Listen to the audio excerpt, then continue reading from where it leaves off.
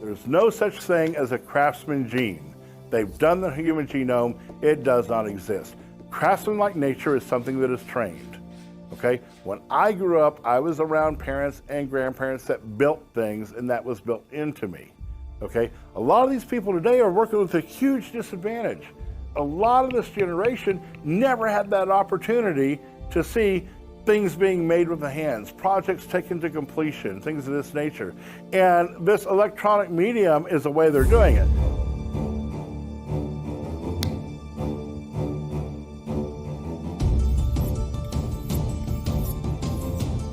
Everybody needs a creative outlet. When you're in the mode creating things, there was only one person and one object in this world. And at the end of the class, they have this beautiful leather project.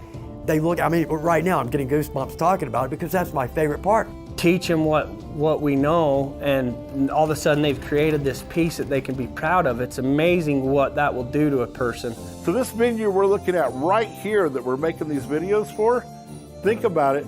We have production value. We're ensuring that, you know, the project's taken to completion. We're training that craftsman gene into a new generation of makers.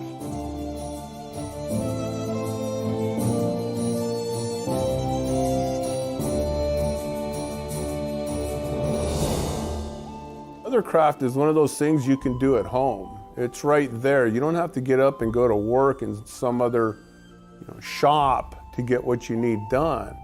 This is someone putting their heart and soul and using their hands to create a product that can last a lifetime. We hear like, oh, leather work or boot making, that's a dying art, but it's not dying to us. Every day we're training it and teaching it and getting better in it and striving to be experts in those crafts. And it's really fun to be a part of and take and blend those technologies with that old world craftsmanship. I would say there's more leather workers in the United States than there ever has been in history. There's more talent out there than I've ever seen. Don't be afraid to fail. That's how you learn. Hi, I'm Chuck Dorsett, and I'm so glad you're joining us for this class. Hi, I'm Paul Zalazak with Leather Wranglers. I'm Sierra from Burn Saddlery. My name is Ed LaBar. A lot of people know me as the Bear Man. Hello everybody, my name is George Canfield of EDC Leather in Springfield, Missouri. Hi, my name's Lexi Fotheringham. I'm the tooling foreman for Burn Saddlery. I'm Gordon Andrus. I'm not going to tell you all my secrets, but I'll keep you busy. I'm Matt Warner. I'm here. I'm going to teach you how to make this saddle.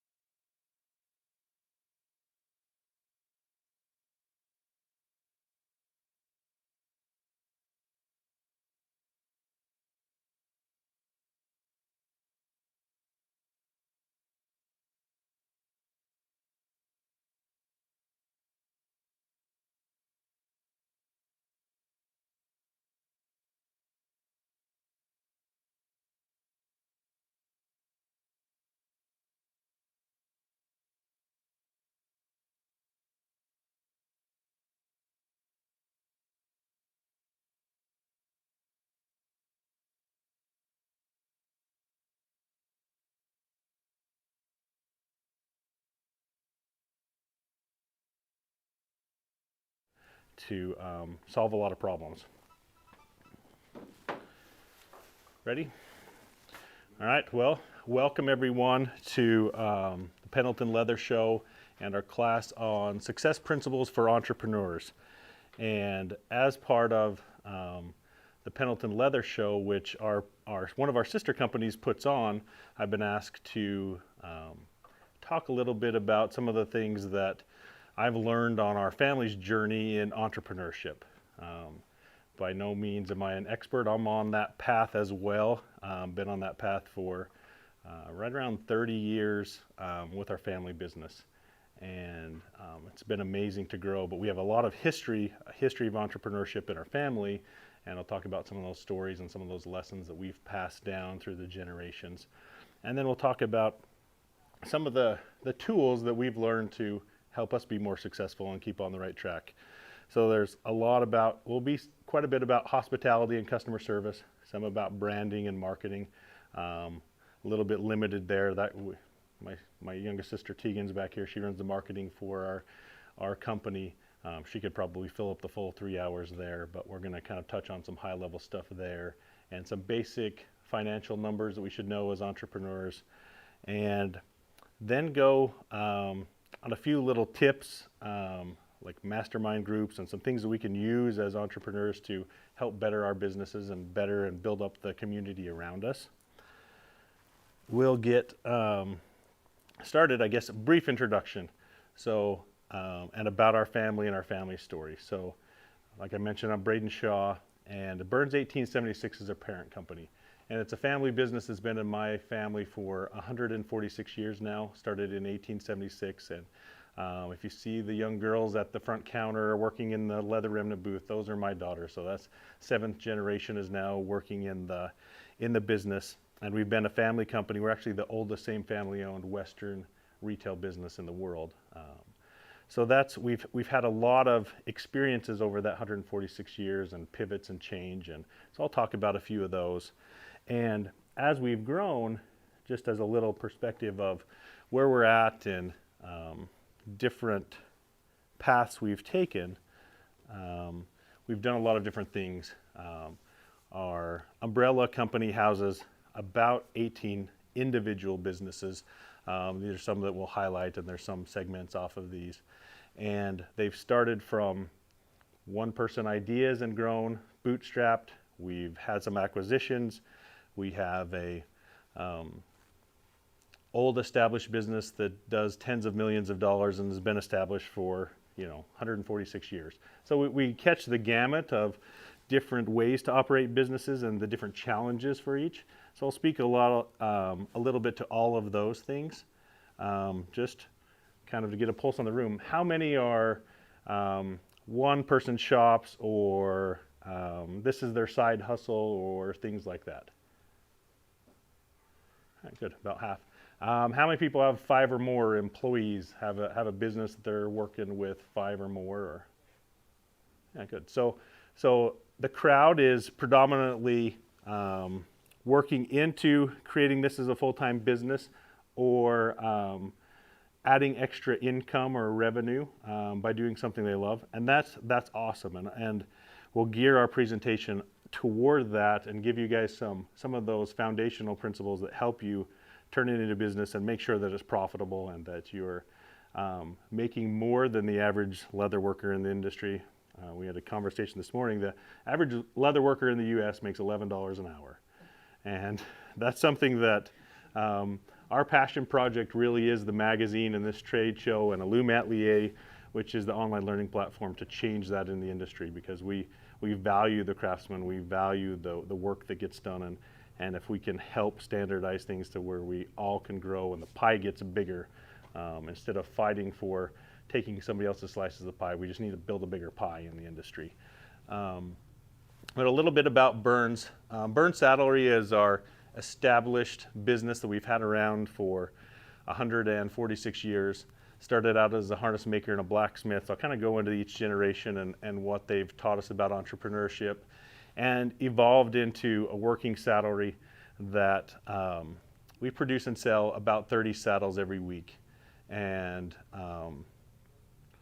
it's really grown and blossomed, and it's taken shape. It's pivoted a lot over its lifespan. If we were still harness makers and blacksmiths, we wouldn't have made it past generation 1. So it's evolved, and we'll talk a little bit more about that. And Burns Cowboy Shop is a venture that we started in about 2008, and we saw that there was affluent members of society that really liked and attached to our story and what we did in the craftsmanship.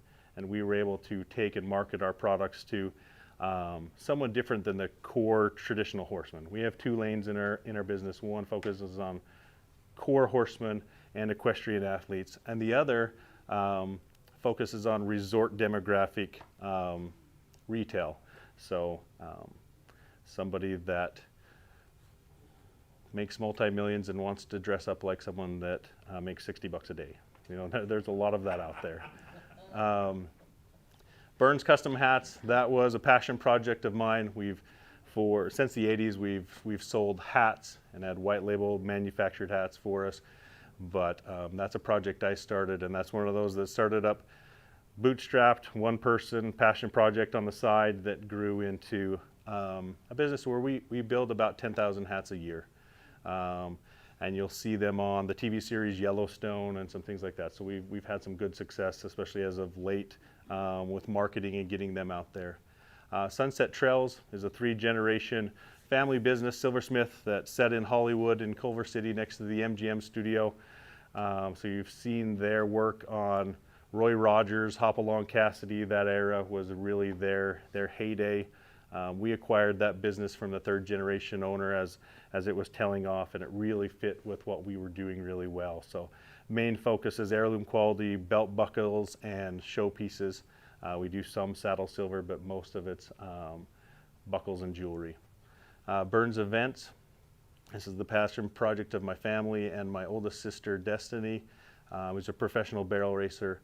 And we have a company that puts on equestrian barrel races across the country, and some of the largest in the world, actually, 3rd largest in the world. We paid out over $1.2 million in prize money to contestants this last June in what we call our Extreme Million Barrel Race, and she's been super successful, Destiny and my parents, in creating those events. And my younger sister Tegan really runs all the office for that. And then Burns Custom Boots was a startup out of necessity for us, and one of those passion projects that are semi-funded, but was really kind of bootstrapped, and it's grown into a substantial part of our business. And then as we grew, we found the need for others that there are these basic management tasks that need to happen throughout all of our companies and through other companies. So we created a management service business, which is kind of a shared outsourcing business for marketing, bookkeeping and accounting, those type of practices. And then we own, over 146 years, we've acquired properties and things like that. So we have a property holdings business. And then our two, like I said, our passion projects are Shop Talk, the magazine, and Illum Atelier, which is an online learning platform, which this will be streamed live.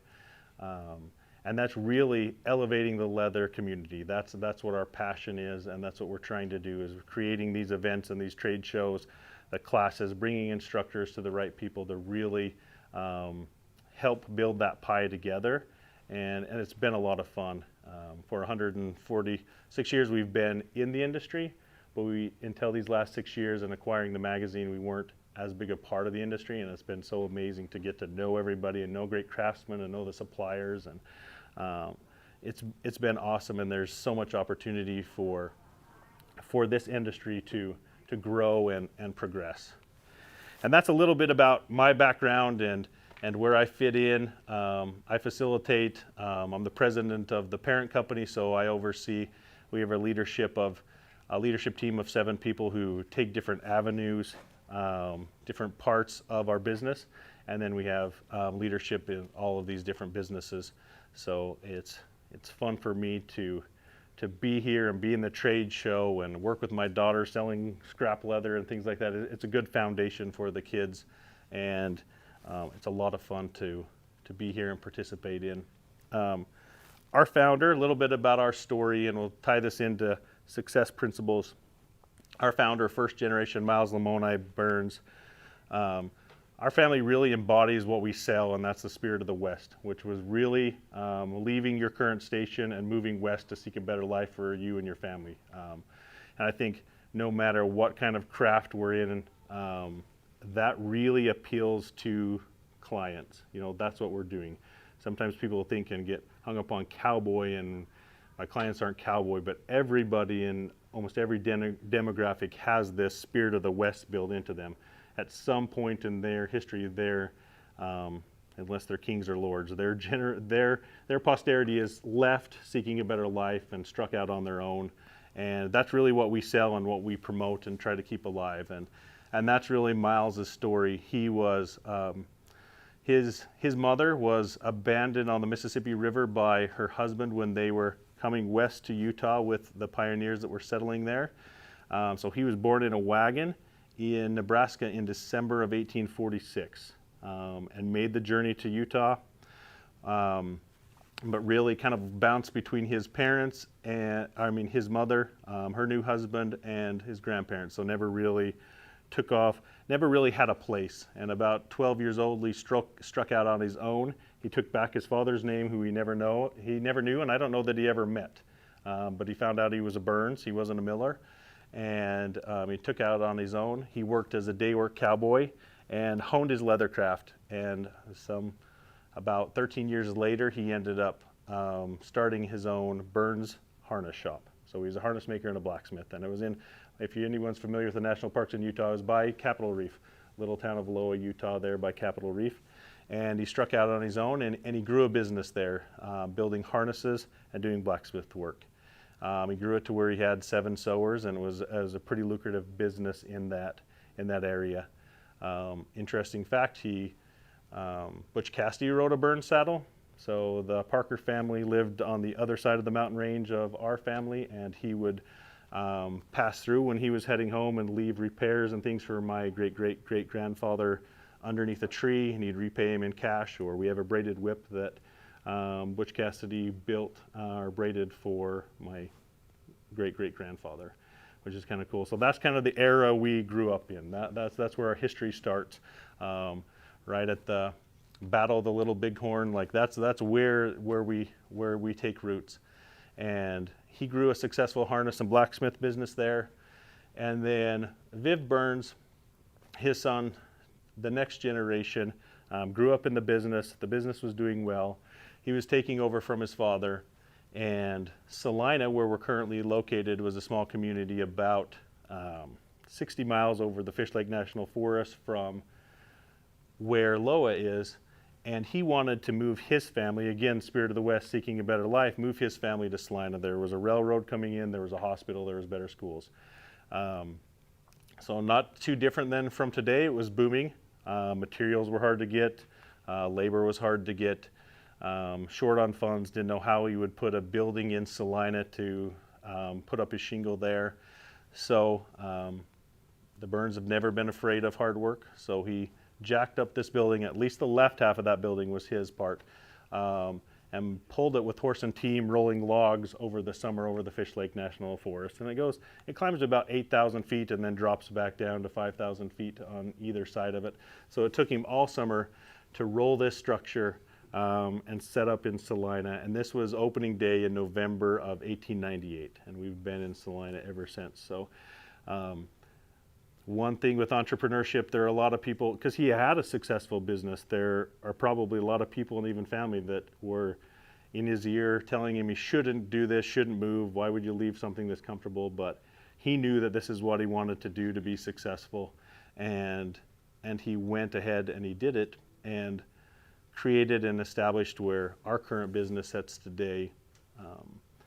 And about this time, so you set up shop and you're a harness maker, and the first automobiles start coming around and tractors and things like that. So you have to pivot. And at that time, we started pivoting more into stock horses.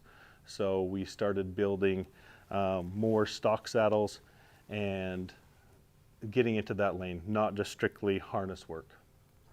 We jumped to the third generation, which was my great-grandfather. The automobile had become prevalent. He was actually through Boy Scout raffle. He was able to drive on the first vehicle that drove through Utah. He was able to, when it passed through Salina, because he had won this raffle, he was able to drive through Salina in this vehicle. And I think it sparked a passion of his since. So the automobile, the tractor industry was coming in. We were building stock saddles and doing local leather repair. And my great grandfather was extremely good craftsman, and one of those craftsmen that's super organized, and his bench is tidy and everything has a place. We know those kind of OCD craftsmen, and that was him. He wanted everything, he was really particular and wanted everything organized. And he was a geologist, so he spent a lot of time in the mountains prospecting, and really bothered him how disorganized it was to keep his stuff behind his truck seat and under his truck seat and on his seat. So he developed a product called the Pickpocket, which he patented. And it was a collapsible storage pouch at that time that went behind an automobile seat cover and organized his stuff. And it really was out of necessity. You know, clients were asking him about it, and it really grew into a business to where he sold them all across the nation. This was actually one of our vendors and an old ad I found out of Western Horseman. So they were, interesting thing that the way they did business, there was an ad, somebody would write in or phone in an order, we would send them the product, and then they would send us a check back afterwards. You know, so that's, and I don't have any record or haven't seen where we ever really got burned. You know, so there was, we just expected to get paid, and we always did. So that was kind of speaks to the era. And this business grew and really flourished. And my grandfather and grandmother took over the business after he was a military man, and after 2 tours in Korea, and then right prior to the start of the Vietnam War, he retired from military service and came back and took over the business from my great-grandfather. And this is Dan and Donna Burns, my grandparents, and my grandmother. No more than not a complete high school education, created and invented automobile seat covers. Another thing out of necessity and being able to be creative. I think most people who are in this room are creative and love to build things with their hands and solve problems, and that's what she did. We had a great uncle who worked at the local auto dealership and came in to get a saddle blanket. At this time, my grandmother was making saddle blankets out of this material, and said, hey, can I get one of those rugs for my truck seat? Because at that time, all the seats were vinyl, so they were hot in the summer and cold in the winter. And she is like, I can probably do you one better. And she put leather ends on it and created a back. And he took it into the dealership, and the first 12 orders came in that day. And it quickly grew to a business to where we had 2 shifts of sewers, and we were basically running 19 hours a day, almost 6 days a week. So it was a huge portion of our business, and one of the pivots that really kept us going. We always had a leather shop, but during this time it was kind of second to this shop. And this really taught us about production. As we grew, if you can imagine growing fast like that, there wasn't a lot of processes, and you didn't Google how to do things, so it was just trial and error and working out the processes. And I know at one point they cut strings for the seat covers, and the gentleman was sitting there cutting them one at a time, and a local friend came in and says, why are you doing it like that? Why don't you put 5 spools here and pull 5 at the same time and get 5 times the production? Oh, well, that makes sense. And we just kind of evolved. So we lean back on those stories of what they did to help build production as we're growing production in different lanes, and that's fun to reach back into that past. And my grandmother's still alive. We'll talk a little bit more about her later and some of her core principles, but she grew that business to a huge scale, and then kept it as it was, kept it at her pace, didn't really want to expand, and then it shrunk. It shrunk until 2011, and she retired, and it was none of our passion.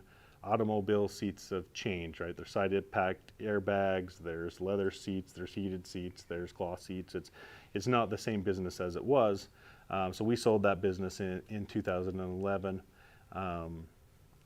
But that's it did steeply decline through the late 90s and the early 2000s. I'll talk about my parents, fifth generation, Scott and Dana Shaw. My mother was a Burns, my dad's a Shaw. That's where the Shaw comes into play. At the age of 55, my grandfather passed away of cancer, which left the retail side of the business into my mom's hands. And that really springboarded us where we are today on the retail side. She had a passion for buying at that time and designing, and we grew a retail business that was the largest independent Western retailer in the nation. So at any given time in our retail store in Salina, a little community of 2,800 people, we'd have 10,000 pair of boots, 15, 20,000 pair of jeans, clothing. You know, we were a big draw, and we started doing trade shows. And she really has a go-to, a go-get-em attitude. And one thing that she really taught our company is the answer is always no if you don't ask. So was never afraid to ask, and created a lot of partnerships and relationships that are still flourishing today. This last year she retired and started a nonprofit which is saving the water on the Colorado River Basin. So she's flying all over the country, lining up projects to pump desalinated water, and big global thinking projects, and she's doing amazing. At that point, myself and my wife bought the family business from my parents. My dad still runs the silver shop. He's in there every day with Skylar, who you may see around, and he created the buckles that we're giving away for the contestants. And that brings us to today and where I've been charged with, and where, like I said, about 18 individual companies, and we do a lot of different things and have different perspective, and I hope that I can share some of that perspective on different ways that we've accomplished and grew different types of businesses. And for as many that are on the list, there's that many that probably have failed and we've closed down. That happens. That's part of business. That's one thing about being an entrepreneur. It's not always gravy. You have to understand that the paddle comes back around and it'll catch you sometime. So my great-grandfather Vern always said that it's a cycle, and especially in our industry, it's a cycle. There's 10 years. There's 6 average years that you'll do pretty good. There's 2 amazing years that you'll make more money than you thought possible, and there's 2 years that'll put you out of business. So you just have to weather that storm and prepare for it. And that cycle's been pretty true. We talk about that in our leadership group. We talk about that comment and try to figure out where we are on that cycle. And for 146 years, that's ring pretty true. So sometimes it's discouraging, and when it's bad, you don't think it's ever going to be good again. And when it's good, you don't realize that it's going to come around and maybe bad again. So that's one thing to keep in mind. It's a roller coaster, and especially those of us in the Western industry, it is a roller coaster because it comes in and out of style. Sometimes I wish it was more like a kiddie ride, but there's some steep, especially in the hat and boot business, there's some steep ups and downs. There's some steep curves. And I thought, as I was thinking about this class, there's a gentleman I follow on LinkedIn and I became acquainted with through a private club that are clients of ours, and his name's Alan Olson, and he's a tax strategist in Silicon Valley for all the mega rich entrepreneurs that live in that area. And he puts on a podcast that's called American Dream Show. So he interviews entrepreneurs basically every week, and it's a cool podcast.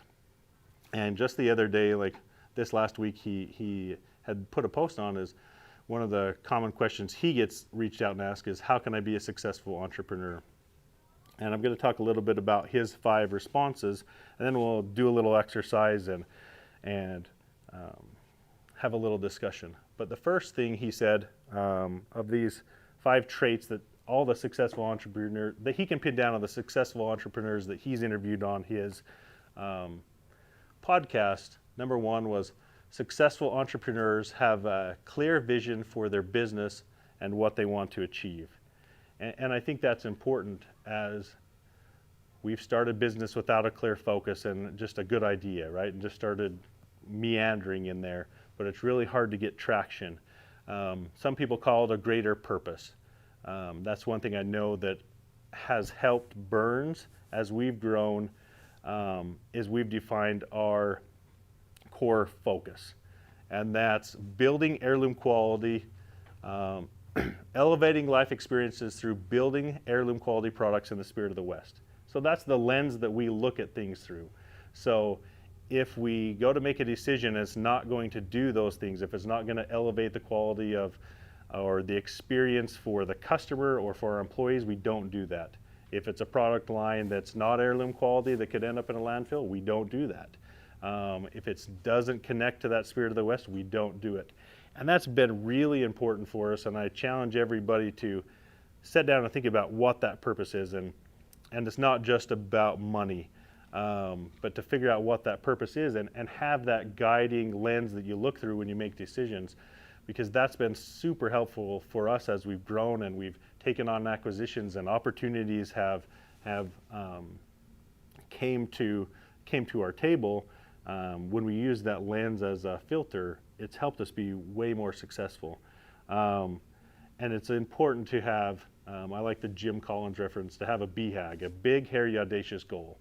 Like something big that you're working toward, something that you don't think you're going to be able to achieve, and set it out anywhere from 3 to 10 years out, and make it huge. Make it, don't sell yourself short. The bigger the goal, the better, but act as if you're going to achieve it.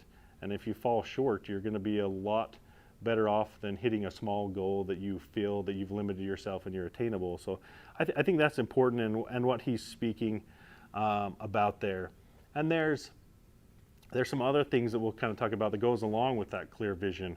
So you have this big, hairy goal. You need to break that down into smaller goals to run some strategic planning and really just be goal-oriented, taking that pie and slicing it down and picking those things that can better you every day to get toward this big, hairy goal. And I think there's no coincidence that that's his number one thing, is that they really have a purpose. And you hear that conversation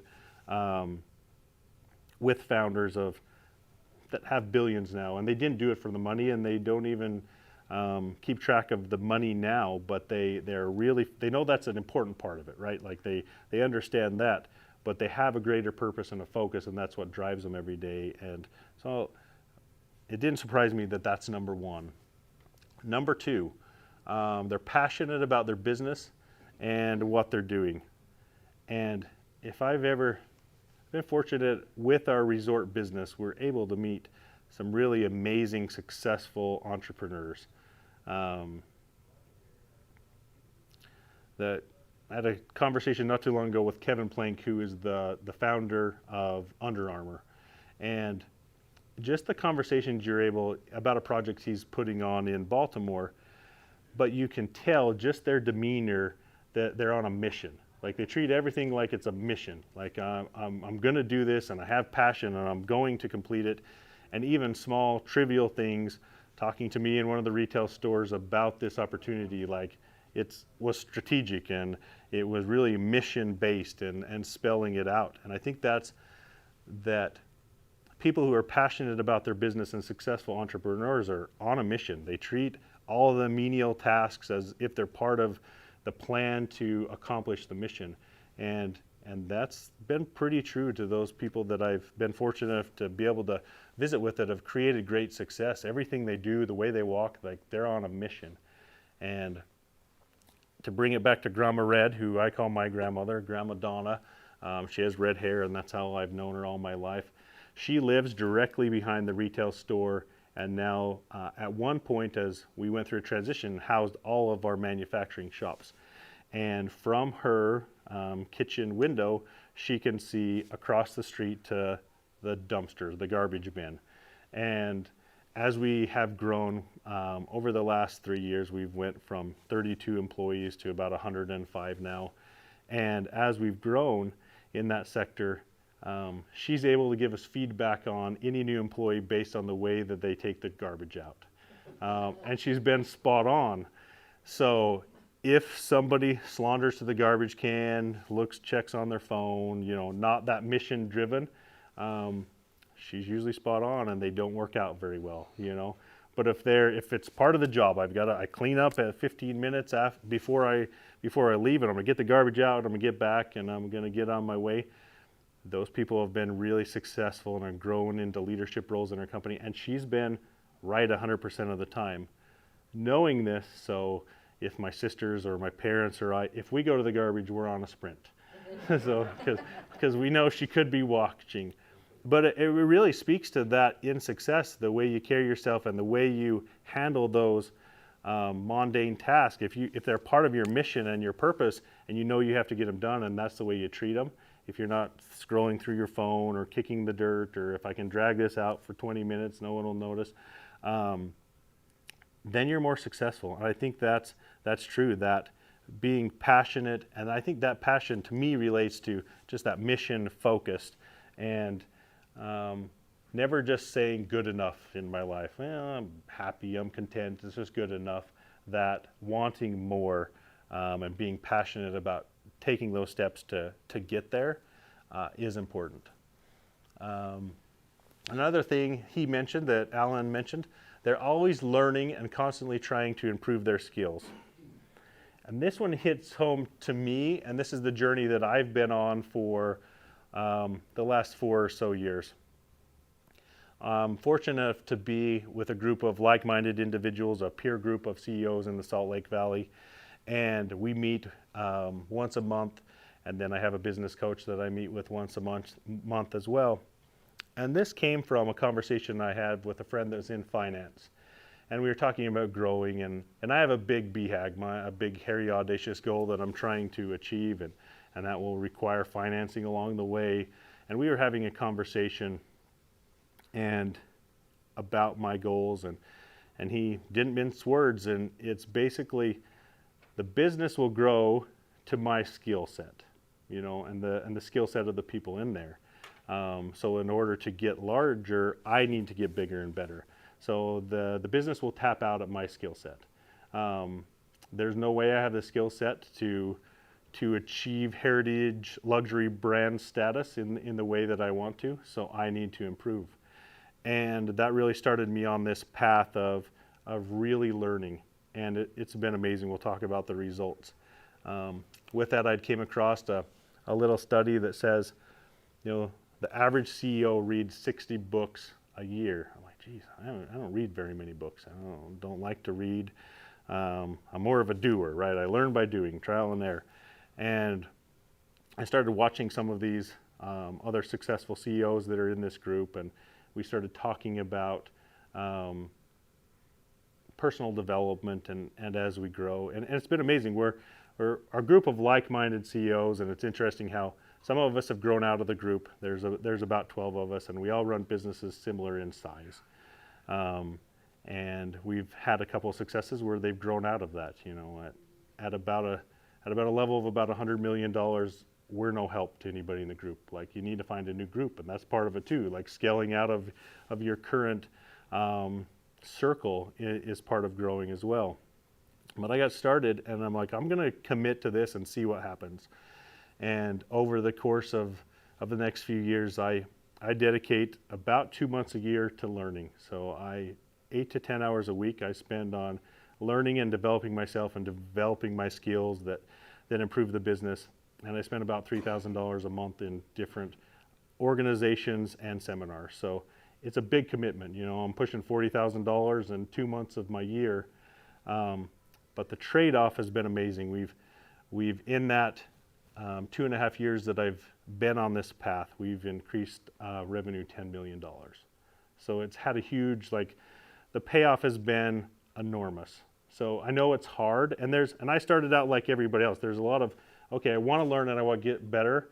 What does free get me? There's a lot out there that's free.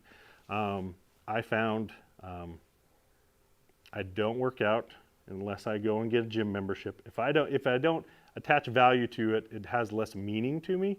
So even though I should be healthy, but I have to really commit to something, and it kind of has to hurt a little bit financially. So at this time, this wasn't easy. I don't quite read 60 books, but either read or listen to, I probably get in the 50s. And it was I was the kid that I think I read in school Where the Red Fern Grows and Hatchet by the time I had graduated. And I always did well in English, but I figured out if I read the first paragraph, the first 2 lines of every paragraph and the last 2 pages, I could get by pretty dang good because I didn't want to read. There were other things I could be doing. So all through school, that was my process. And as a consequence of this, we've adopted striving to be expert. That's one of our Burns core values. So we don't say you have to be an expert in your field, but we do a lot of things that are personal development. We have a book club every month for everyone on the team that wants to join. We just round up a financial intelligence seminar as a group of leadership. So we've went all in on this learning and development, and you'll see it with the Illum Atelier for the industry, creating the same thing. That place where you can go through, not super expensive, but you can get that quality instruction to grow. I just know what a difference it's made in my life and in our business as we've started being really committed to that. And I didn't think it would have that impact. You know, when you start spending that kind of money, you're hoping and you're just kind of blindly going, thinking it will work out, and it started paying off, and it has, and we're a better organization because of it. So that's a big one we'll talk about.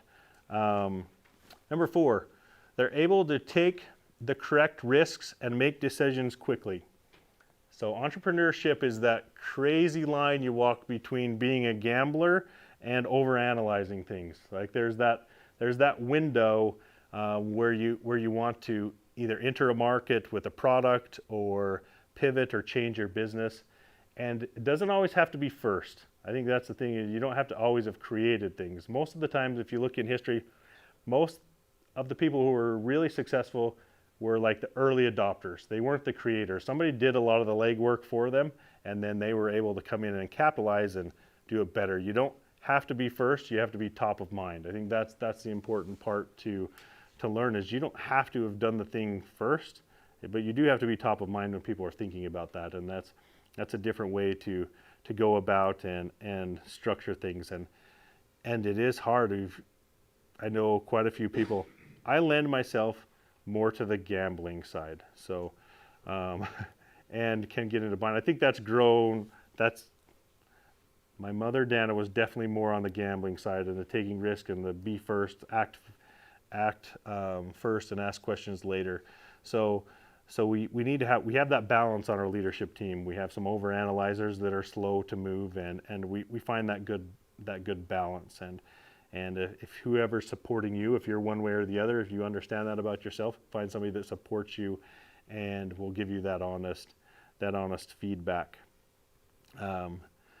In our organization, we've had a lot of those pivot points to where we need to change, and they've been painful, but we had to make a decision, and if we didn't make the right decision, it could close us down. One of those decisions I'll talk about because it's still pretty fresh with me, and I was a bigger part of it during that time, is in 2015 we had the full department retail, and we sold everybody's product. We were actually the Lucchese's largest independent dealer, so we sold a lot of product, and we had just put about $250,000 into an online portal and website that tied through an EDI all of, let's say, Area Justin, Lucchese's stock in their warehouses into our Amazon channel and into our eBay shopping channel. And we just opened up a new department store in Lehi, Utah, and 6 months after this was really getting ramped up, our first vendor that then went direct competitor against us was actually Ariat, and they went direct online, competing directly against us. And we had built an amazing business on a service model of providing excellent service and great selection. And we had a lot of discussions, and we determined that 10,000 pair of boots is great, but 10 million on your phone is going to change that. And what do people want out of work boots and things like that? It's going to be low price. I got this at a deal. Like, the quality is going to be the same whether I sell it or somebody else sells it online. And we walked away from that. And we walked away from 65% of our business. We started a 2-year phase out. And it was hard. It was hard in our local community. most of our employees of the retail establishment didn't make it through the transition. Some of them did and are doing great, but a lot of them, because it was hard, they left and found something else. And for generations, we've had customers where that's where their family bought their Wranglers. So all of a sudden we don't have it, and people come in and like, where am I going to get pants? And you take that personal.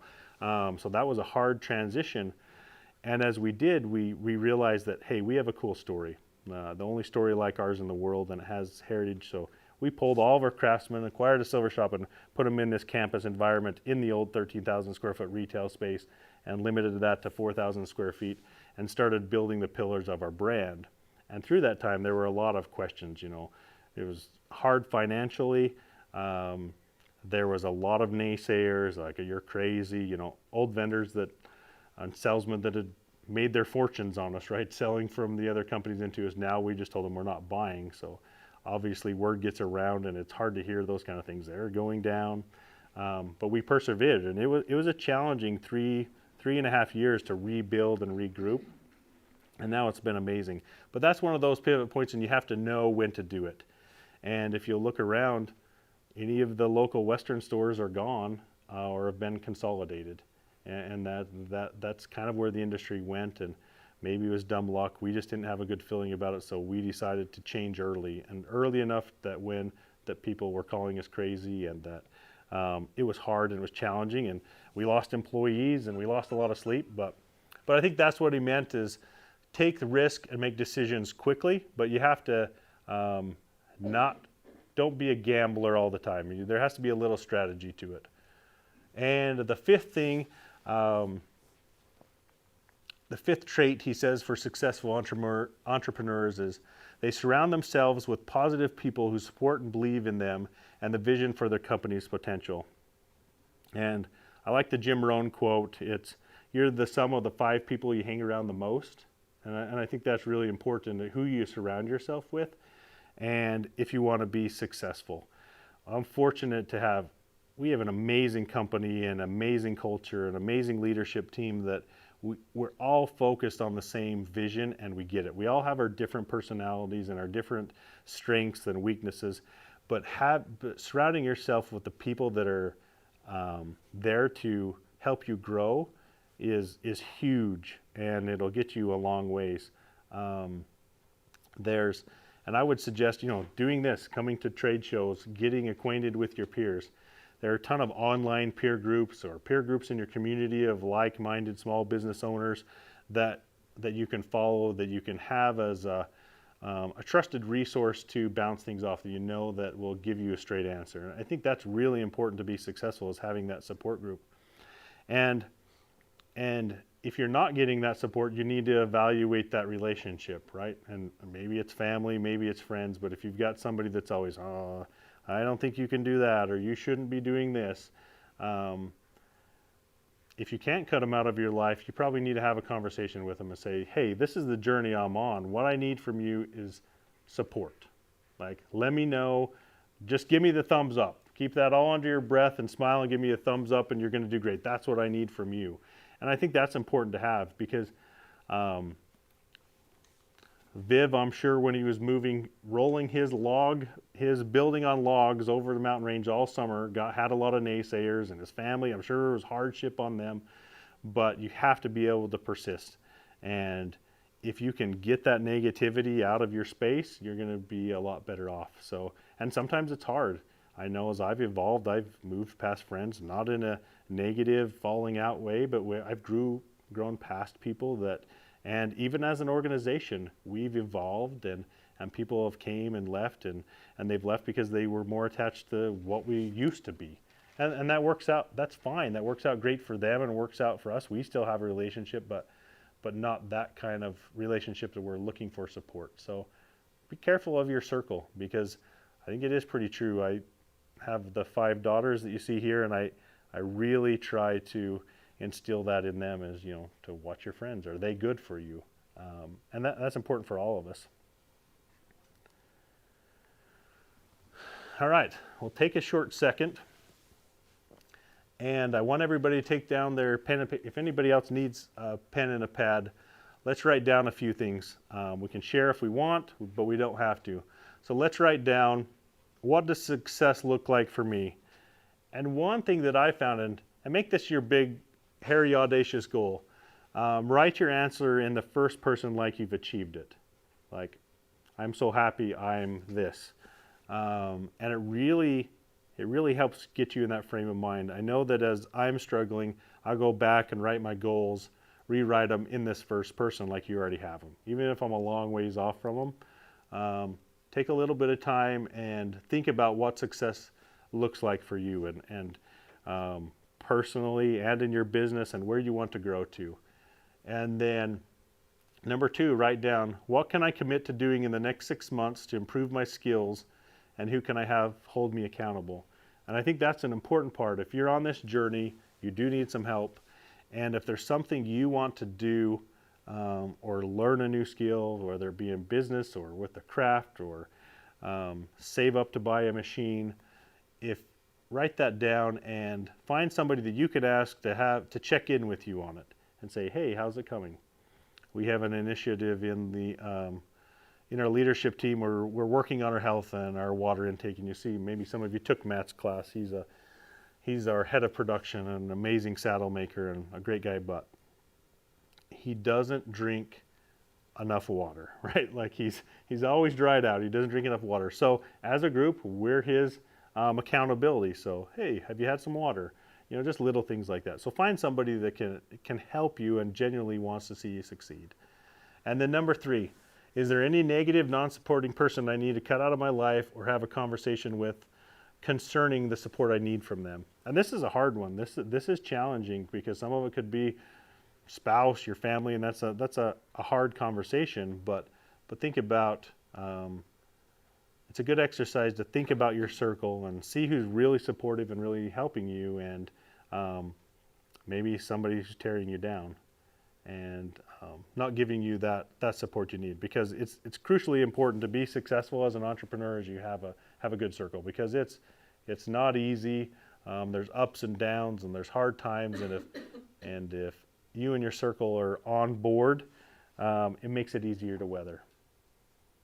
We'll take a few minutes and write those down, and we'll have a quick discussion about it if somebody wants to share. If not, we'll move on.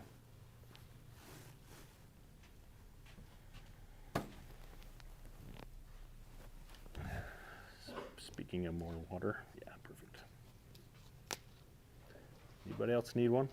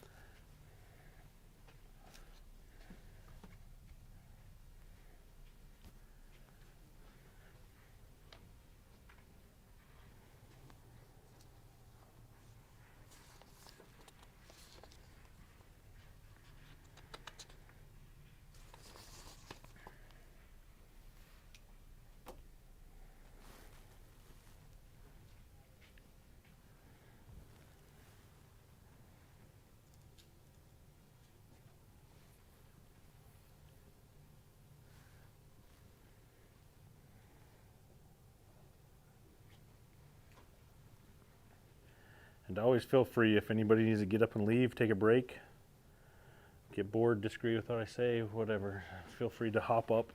We'll take a break at about 10 o'clock, so we'll take a 15-minute break and after we finish a couple more things, and we'll take another one about every hour. We'll take a 15-minute break.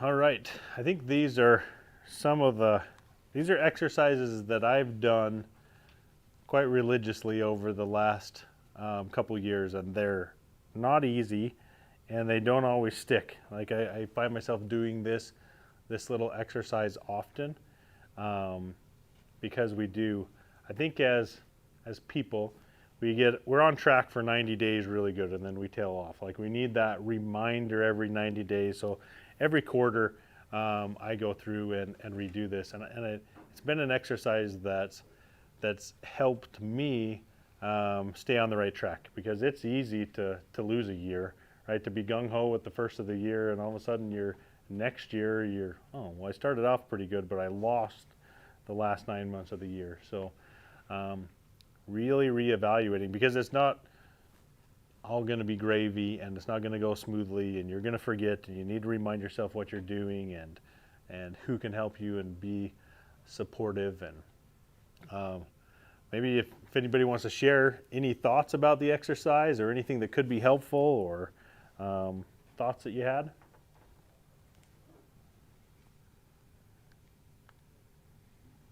Do you think it could be helpful to do those kind of things periodically? Go ahead, thanks. So the first question, what does success look like for me? It's funny because at first I always think, financially, you think, success is money, with my business.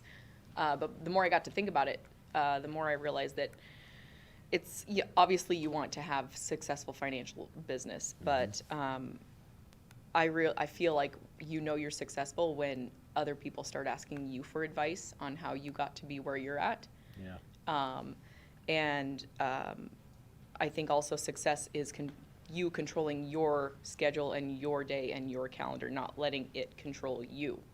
And that's where I really want to get, is me controlling my day and my calendar, because I feel like I'm all over the place. My day is totally lost. Yeah, I think that's really important, and there's amazing freedom that comes from having a scheduled regiment day that you control. Yes. And it's, I think that's one thing that's lost is, as an entrepreneur, you get up and you're just bombarded with a bunch of things, and you're fixing and you're pleasing and you're trying to take care of this customer. And like you said, it's a great feeling if you can get to where I can lay out my day. And I think that is a big part of success. And I think people will notice that when you're able to do that, and then they're like, hey, how are you doing this? How are you so successful? You seem so put together. One thing that's been interesting, as I've read a lot of the articles as we had the magazine over the last 5 and some years, those entrepreneurs that are really doing it and seeing successful and seeing on the top of their game, they're really pretty disciplined and regimented and scheduled. They have their morning where they do this, and maybe it's bookkeeping or whatever. Solo entrepreneurs, they're doing it all, but they're really deliberate about the way that they do it. And I think that's an important part of feeling successful and being successful. Yeah, thanks. What do you do that helps you? Yeah, good one. So I've recently started. I've been fortunate, and we're going to do a little exercise called Elevate and Delegate. So as we've grown and we have a leadership team, I've been able to offload some of those tasks, and it's been amazing this last year. I time block my day, so I actually time block them and theme my days. So, and it's been huge. I'm way more productive because I was always the running from a fire to a fire, and I never got what I really needed to get done. So I defined my most important tasks based on my goals. So these are the most important things that I have to do, and I block off Tuesdays and Thursdays for my most important tasks. That's what I work on. The trade-off to this is I only answer emails 2 times a day, which was hard for me. So I always answer emergency phone calls and phone calls from the team, but we use Teams. So the Teams chat and emails I only answer twice a day. But I'm able to do my most important tasks 2 days a week. Wednesdays are always my learning days. I have a couple meetings in there, but I spend all that time on growth and development for myself or for the business or training others. And then Mondays, I have independent meetings with my leadership team. And Tuesdays on the most important task, I travel to Salina to our production shop, so I spend all day there. And then Fridays are kind of my open kind of catch up, like all those fires that come in. But yeah, being able to, I never felt like I was able to do that until about a year ago, and it's been amazing, and how much more I'm able to accomplish and how much more freedom I had. Because you start looking at a color block schedule and you're like, this seems pretty restrictive, but it's the opposite. Once you have that regimented day, you end up with so much more free time on the weekends. I'm not having to catch up on so much stuff on the weekends, and as an entrepreneur, that's going to change. Like your cycle flows. I think that, I don't know, I'm like 50 some days straight, Saturdays and Sundays to this point, just because it's a busy time of our year, and that happens. But then you're able to go take time off and regenerate later. But I think that it's an important key you hit on, is that kind of blocking your schedule is super important for success. Yeah, thanks. Anybody else? All right, let's move on to what I think as an entrepreneur or any business is most important for success. And that's being service oriented. We're all in a hospitality business. I don't care what business you're in, there's always customers that's buying from you. And at Burns, our number one, we have 7 core values, and our number one core value that's on the top of the list is we are service oriented.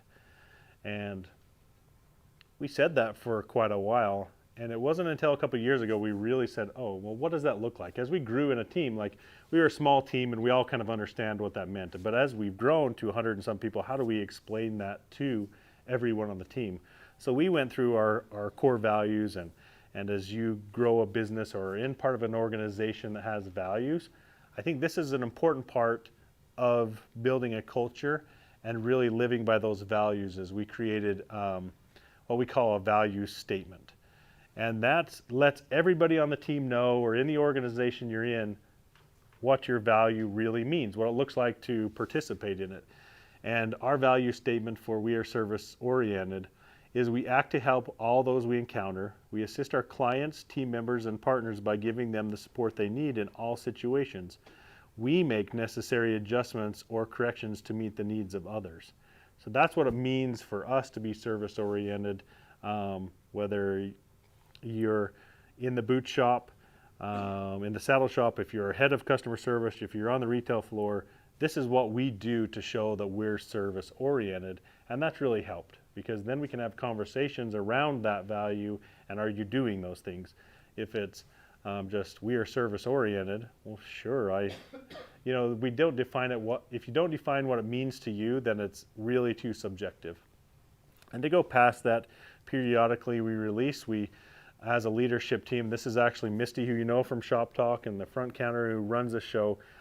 She sits on the leadership team as the head of the media company, and this is how she describes it for her. So we personally write little statements about what each of our values mean to us. And this is her quote from one of our recent meetings. "It always amazes me how willing our team is to serve one another. If I need help with a project at work or help with my girls at home, someone from the team is always there. This how can I serve mentality translates into how we interact with our clients and our community too. We strive to create fun, authentic experiences in everything we do while meeting the needs of our team, clients, and community. I always say you get what you give, and I think Birds embodies that statement through service." So as you grow a business, and I think it's really great to be a values-driven business, or even if you're in a local organization and you have those core values, take them the step further, define what they mean, talk about what they mean to you, and let your team understand that. And I think that's an important part of developing that culture. And it could be just, like I said, a community organization you're involved with. A lot of times we'll have a values type of some kind of core values or value statement that we can talk about. And like I said, I think every business at its core is built around hospitality. And I think some craft businesses, and when you're the craftsman and also the customer service representative, I think that sometimes that gets lost or not paid attention to enough. And that can really hurt a business, is getting that negative feedback or not really pleasing the customers. And it's really important to have that top of mind and build that experience into your business and your service. Even if it means pricing your product a little higher because you know you're going to spend that extra time, it's well worth it. That repeat customer is a lot less expensive to keep and maintain than marketing and getting new customers. We're going to go through and do a little bit of a hospitality exercise. So let's break up into groups.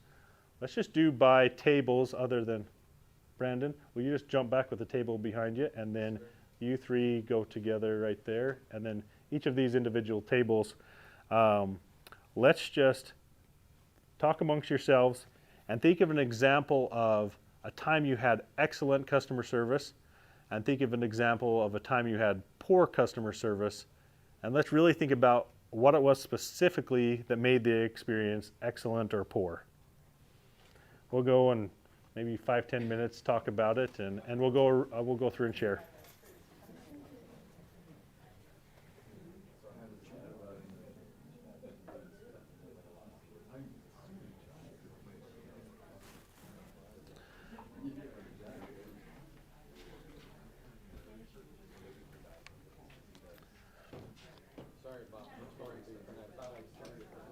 No, that's fine. I was just hoping it wasn't mine. Oh, yeah. I love what you're doing with your kids. Yeah. It's paid off for me. I only have one child, and he's 30. He's the executive chef at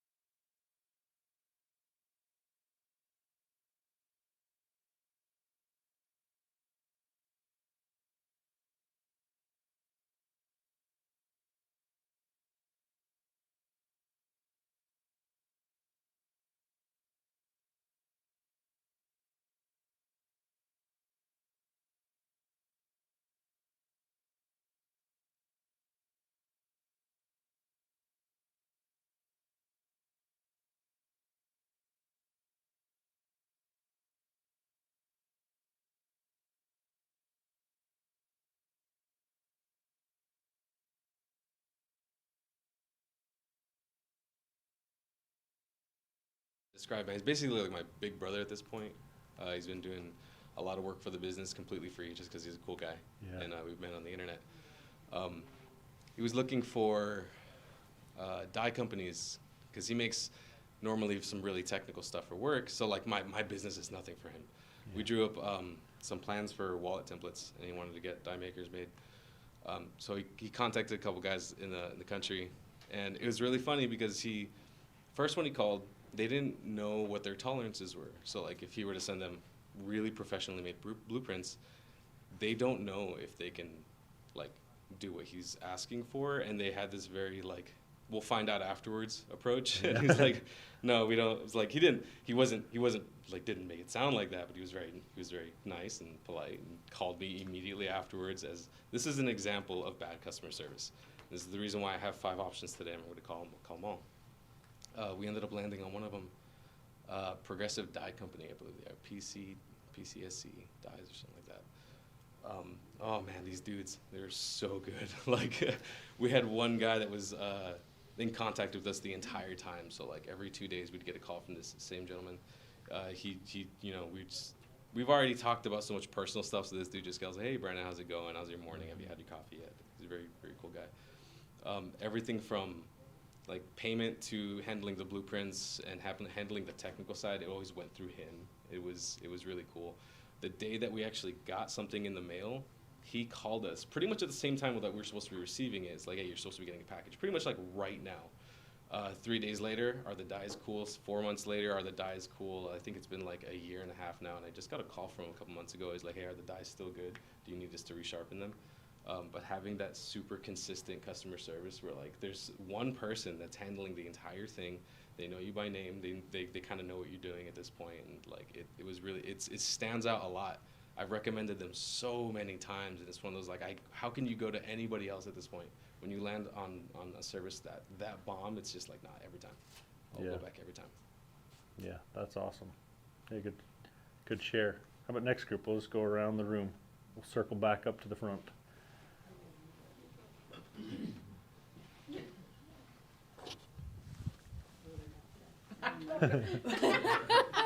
Talk about that we don't know what we're talking about. Customer service is my thing. It's super important to me. So good customer service is my friend. I'm helping her. I'm her wingman. Mm-hmm. And she... My support group. Good. It's good to have one. Yeah. Not so good. So she makes custom leather stuff, and we were at a small vendor fair, and she sold a purse to a young lady, to a man for his wife. And she loved it, and she was so excited, and she emailed Marcy and said, hey, can you make me a money clip? And she didn't give her a lot of direction, and Marcy was sure. And so she did it. She goes, I don't know that's right, I don't know. But she sent it to her. This gal was so excited, she sent her back an email, this is more than I expected. You know, you exceeded my expectations, thank you so much. So that was good customer service on her part. She did what she was supposed to, and she received this positive feedback from this gal. So that encouraged her to do, you know, oh, I'm doing pretty good. I'm good at this. So it helped I'm a very good cycle. I'm a just retired nurse after 43 years and had my old original tools from junior high. And my so granddaughter says, can't you tool a belt? Mom says. And I'm like, I don't know. So it helped build her confidence. And so the poor customer service would have been, I don't know what to do. I can't do it. So she provided good customer service by doing that. So it worked. And it'll give her more business, I'm sure. Yeah, I'm sure it will. Awesome. All right, group in the back.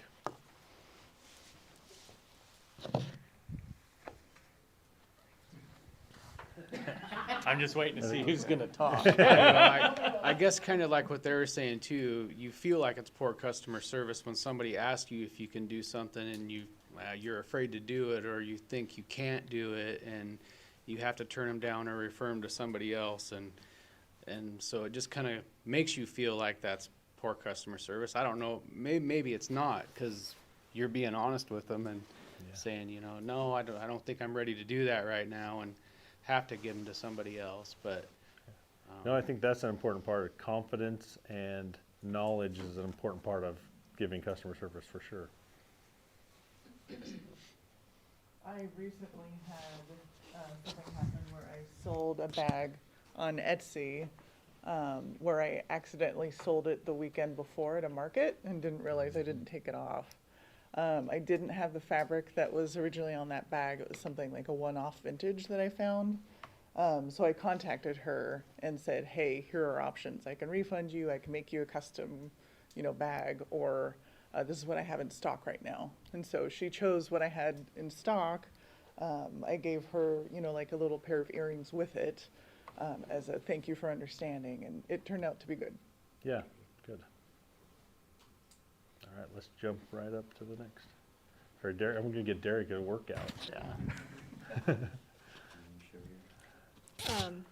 I think for the excellent customer service, as you're starting out with something new like the leather business and you need supplies, and we don't all have the benefit of a local supplier close by, so you end up having to order online or call.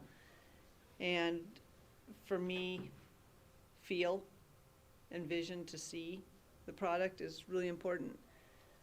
So it really helped that another maker had recommended a company for getting materials, and being able to call them and you talk to them and tell them the situation you're in, what you're building, what the colors are that you need, and sizes of material, because dye lots can change, so you need to make sure if you have to have two hides that they are exactly the same. But working with them, they were able to give you the confidence that they are there to help you, and that your success is their success, so that you can literally just call them up on the phone, let them know what you're working on, and they will provide you with the confidence that they're going to get you what you need. And I haven't been disappointed yet. Every piece of leather I've gotten from them is exactly what they've said it would be. And I honestly, I don't even look anywhere else. When I need something, I just go straight to them and call them back. Yeah. I don't even shop around. Yeah, that's awesome. So An example of a bad experience. I gave one, it's completely unrelated to leatherwork. It was Sure. just because it's very fresh on my brain. I recently was in a car accident and had to deal with insurance folks. No. And so it's more of like having the right person in the right job. Mm-hmm. The gentleman that was in charge of my case probably should have been somewhere else. He didn't, the whole situation started off very badly and on the wrong foot, and did not leave me feeling confident that I would be taken care of in my unfortunate situation. Yeah. And so I quickly said, is it possible to get a new representative, please? Because this is starting off real bad. Yeah. So they said, very sorry, thank you for your service of 17 years, and we'll get someone else with you. Was it a better experience when you got a new person? Absolutely, Yeah. instantly. So it was just, no one wants to be in a car accident. It's never going to be good, but can we make this as painless as possible, please? Yeah. And they did. Yeah. After some. That right person in the right seat's important. All right. How about our wisdom? Well, with what Jeremy was saying back there, we didn't talk much about it. No, we know each other. Mhm. I've sent customers, sometimes you need to do that Mm-hmm. for a multitude of reasons. But in doing that, I've gotten good feedback from people. Yeah. So we're just small one-person shops, right? And sometimes you need to do that. But the other thing that's good about it is developing your group. Yeah. People you surround yourself with. So. Yeah, I think that's important. Being able to, even if you can't facilitate what the customer needs, being able to help them find the right place is important. And I've had a lot of places do that with me, other businesses, and I always appreciate it. Yeah. Yeah. It doesn't mean I leave them. Mm-hmm. Right. Yeah, it puts you as more of an expert when you're suggesting someone else that can still take care of them. You're still looked as the resource and the guide. Yeah. Yeah, important. As I ran through it, it's hospitality, and what we all heard and what we said is hospitality is the way you handle a customer. So we're all involved, or you're involved in that in the front line. It's your responsibility. That's the most important part of customer service, is the part you play in it. You know, Caleb had said it was a totally different experience when he got a different guy.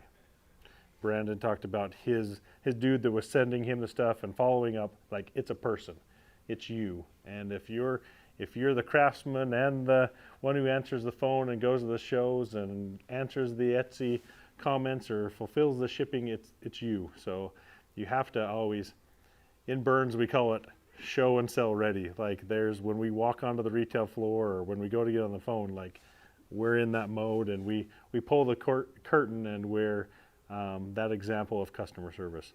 And do we mess up? Yeah, all the time. Do we get caught on the bad day? Do we not ship something to the right person? Do we sell something that we thought we had and we didn't have? Like, that happens all the time.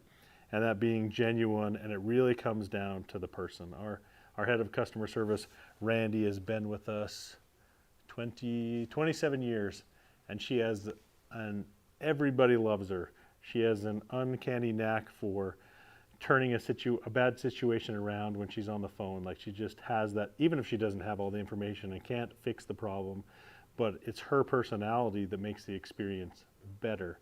I joke around how important it was. We've had our last 2 IT guys. First gentleman, super proficient, super good. Everybody hated to call him. Like, nobody, wrong person for the customer services, really didn't like to deal with him, but was amazing. And then our next guy, pleasant to talk to on the phone. Everybody loved to call him. Didn't accomplish anything. You know, we never got anything fixed, but they loved him. But we didn't ever fix anything. So it really was that personality made the huge difference on what our team liked. The guy that was way more proficient, they didn't like him because he was just abrasive, and that shouldn't have been his role. So I think it's important to always remember you're the person that guides that, and it's your hospitality. It's you. And if we remember that, you turn those negatives where you've sold the bag and then you're able to gift them a pair of earrings into a positive and gain those customers for life. That constant follow-up and reach back is super important in our line of work to get those second orders. There's so many times if you call to check on someone and check on their die, they may like, oh, well, I need another one for this project. You know, it just builds more business, and it seems like they really understand that. Couple things before the break. I put maybe the 10 that we focus on the most in the company, and that have some meaning to us. There's a lot of principles for customer service, and you could have an entire 3-day workshop on customer service because there's so many different principles and exercises and practices. But we want to make sure that we make our customers feel like they're the most important customer that you have. One of my favorite books it's an audio program by Earl Nightingale. It's called Lead the Field, and his quote in that book is, treat every person as the most important person on earth, because to them they are the most important person on earth. You know, so just, you've got to treat everybody like they're your most important customer. And I think that's pretty important. Follow through is important. Brandon's example is a great example of the model of what you should do for follow through and follow up. I mean, you couldn't get a better example of, in a perfect world, how it should work out as that. Being transparent. Hey, I sold your bag on Saturday and didn't get it taken off of the platform. Here's what I can do. Here's what I can't do. Can we work this out? So don't try to hide it or blame someone else. It's always better as if you just are transparent. I think at this time in history, we've got in the habit of blaming COVID, maybe unnecessarily for a lot of things. And people are getting tired of hearing it. At first, everyone was really understanding, but it's starting to wear on people. Oh, COVID, when do I have to hear about this? Because we've used that as a default excuse of why we can't get new towels in the hotel or whatever. We've moved past some of that stuff. So being transparent is important. and being accessible. Now, that doesn't mean, you know, as a growing shop, your time is valuable, and it doesn't mean you have to spend a lot of unnecessary time, but you need to be accessible in these certain windows or have that worked out where you're consistent with your correspondence with your client. I don't think it's a great practice to train your clients that you're going to answer them, if you don't want to, at 11 o'clock at night on your social media platform. If you want that to be your life and that's the expectation, that's great. I mean, there's all different realms that'll work, but you're going to train your clients to what your standard is. If you on your store say that our customer service hours are from this point to this point, and you're really consistent, you're really thorough about it, it's going to be good. But if you train your customers that I'm going to answer at 2 a.m., then you better be prepared to answer at 2 a.m. on vacation and things, or you're going to get a bad rep. So starting off with that repetition and that standard of communication is important. I can see that happen to a lot of growing businesses, and especially one-man shops. They're like, oh, well, this is how I do it. I'm corresponding back and forth at 11 o'clock at night, and you're not at your best, and they're not probably at their best. And then you establish that pattern of that's my customer service hours, and that could really start to degrade your quality of life later as you get busier. So be conscious about that and separate time blocks, separate those times that we're going to really communicate. And be yourself. I think that's important. I think we've all ran through that part in our life when where we're trying to impress people and be something bigger than what we really are and not genuine. I know I've done that several times in my life and overtalked myself, and looking back, I'm like, huh, I sounded stupid. I'm like, everybody saw through that, you know. Like who was I fooling? That human relatable, that's more important, like admitting your mistakes and your faults. That's important. And we mentioned this back in the back, be an expert. People want you to be competent about what you're saying. They don't want to get, well, we'll figure it out, and if it works, it works. You know, you don't want that conversation on the other end of the line. You want to strive to be an expert and understand your craft and what you're doing and be able to speak intelligently. You just give off so much more confidence to your customer.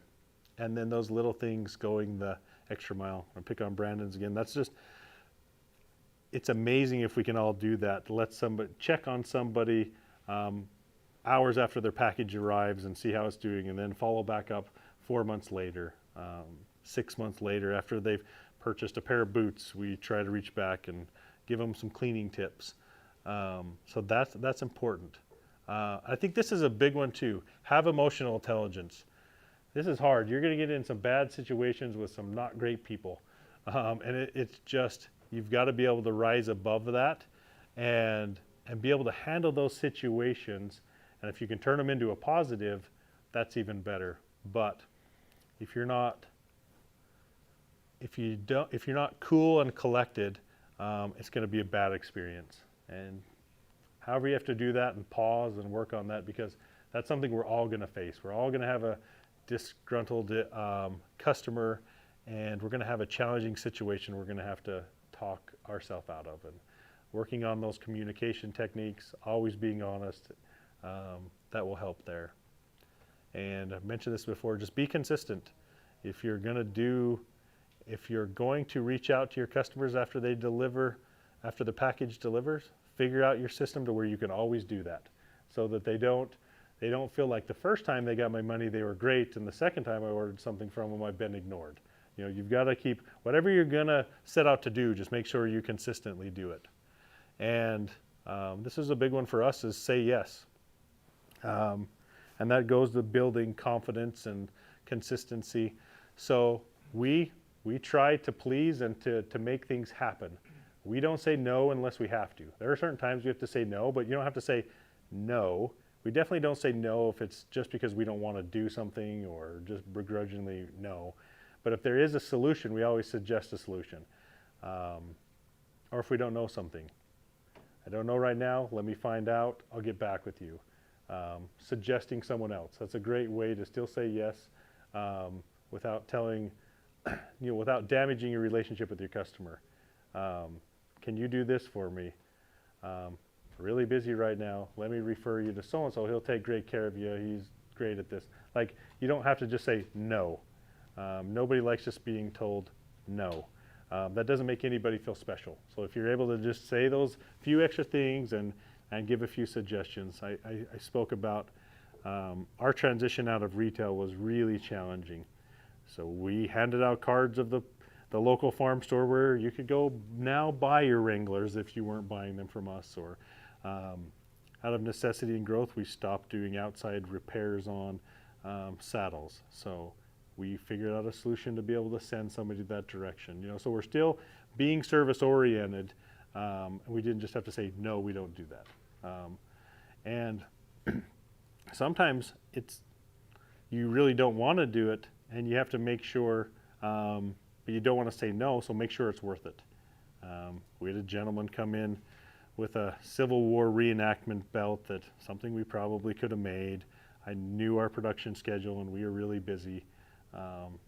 Said, might not be the best person to do it right now. Here's some options. If you really want us to do it, we can do it. It's going to be $1,100. Because it probably is going to take all day for somebody, because projects like that, we all know that in our shop. We get a custom project like that, and especially if you're working in a small group, everybody starts chiming in and getting involved. And, well, what about this? And how about we do it this way? And then all of a sudden, we've lost a whole day of productivity on this, $30 belt strap. So we didn't have to say no. Gave him some options. If he really wanted it, then it's going to be worth it when we do it, But they left happy. They're fine. Like, here's some solutions. We're not set up to do that right now. Yes, we can do it. But if we do it, it's going to be expensive. You might have less expensive options somewhere else. And then they still come back. Their clients will still come back to us for other things too. It didn't damage our relationship. So I think basic principles of customer service that we really try to focus, and could be the toughest part of the job. I think sometimes, it's some of the most frustrating is putting on that happy face after you've had a bad day in the shop, or you get somebody calling and complaining, and maybe it wasn't even your fault that FedEx didn't deliver it on time or whatever. But those are all situations. Being an entrepreneur, you really have to handle.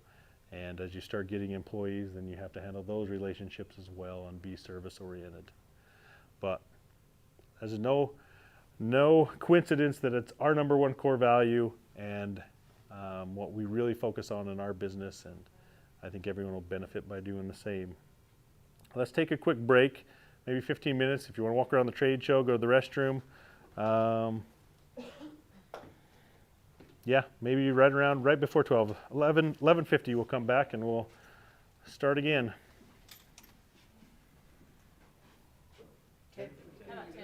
Oh, 10:50. Sorry, I'm still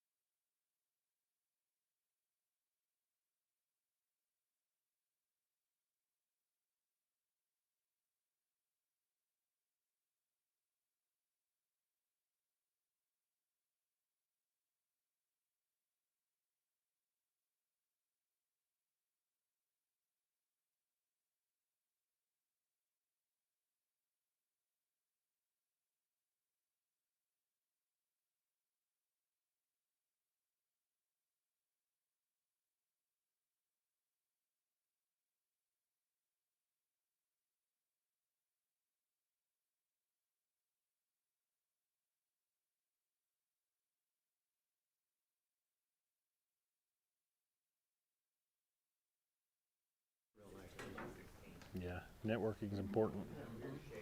And I guess that's what I was getting at with it. Mm-hmm. You know, there's several of us old farts in the Tri-Cities that do stuff. Yeah.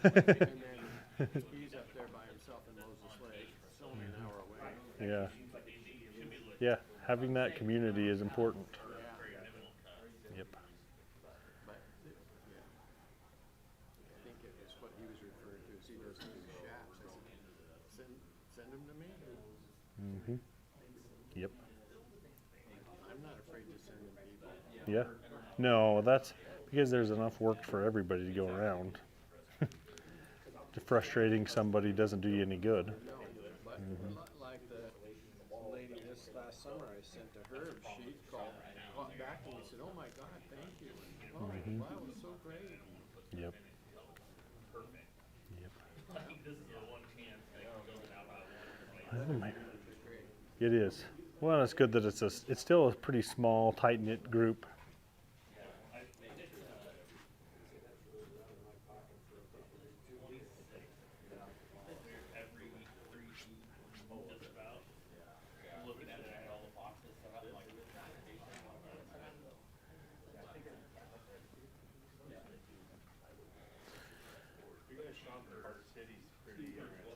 Yeah. Yeah, it's definitely our resort model. Mm-hmm. Yeah, it's that selling the spirit of the West. But it is. We thought originally we would have some overlap in clientele, but we don't really at all. It's like the basically same product, same craftsman building it, but it's just a different style. Yep. Yeah, it's been fun to progress in that model because it's totally different. Yeah.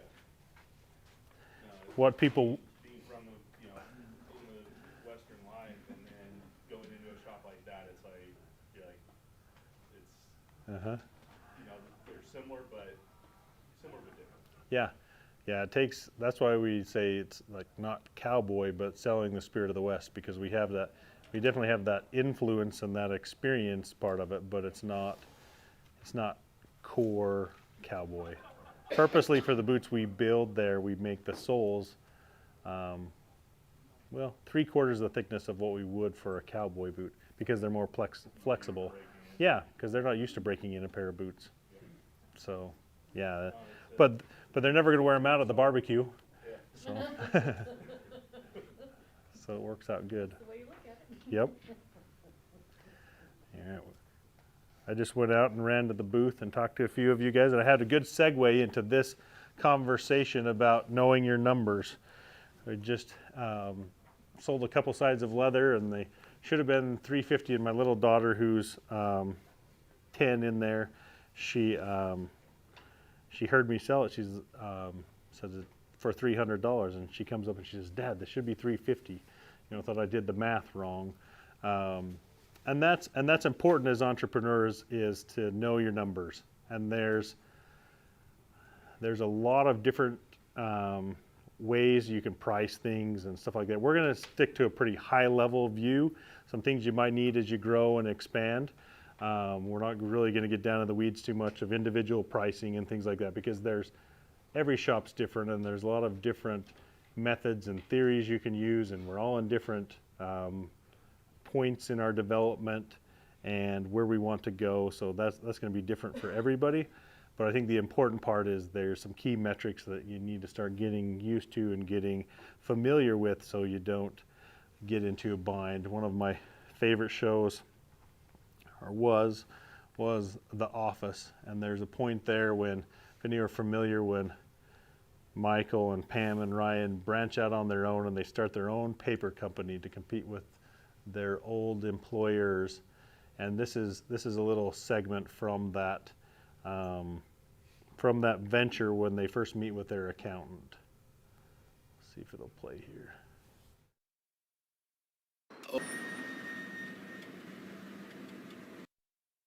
Over time, entrepreneurs, we can find ourselves in that situation to where some things sneak up on us and we weren't prepared and we didn't watch the numbers like we should have. And I think that's an important part of entrepreneurship is understanding those key metrics to keep you in business. I think there's a lot of great ideas and people start a lot of great companies, but by not knowing their numbers or how much financing they're going to need and how much cash flow they're going to bring in, their ideas never really come to fruition because they run out of cash somewhere along the way. They're not able to support the business, to really find out if their business model was good enough.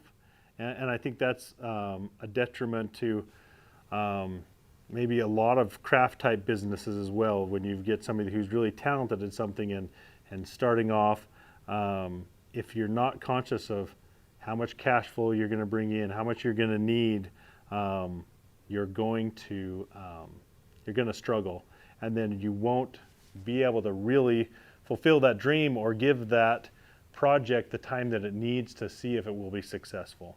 So the numbers, when we talk about the numbers, it's just basically anything that comes in and out of the business.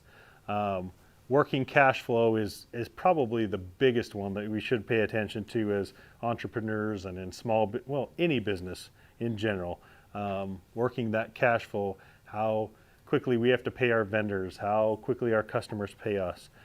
Most of our businesses are probably cash businesses, which are good, so we get paid on delivery, but there is a little time in you buying materials and then the lag to when you get paid from your customer unless you take deposits. So understanding that, you can have a really profitable business and run out of cash and go under because you didn't have proper financing to bridge that gap from when you buy your materials to when your customer pays you.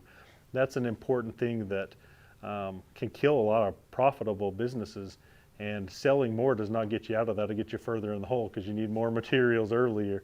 The only way to end that cycle is to stop, so where the cash catches up.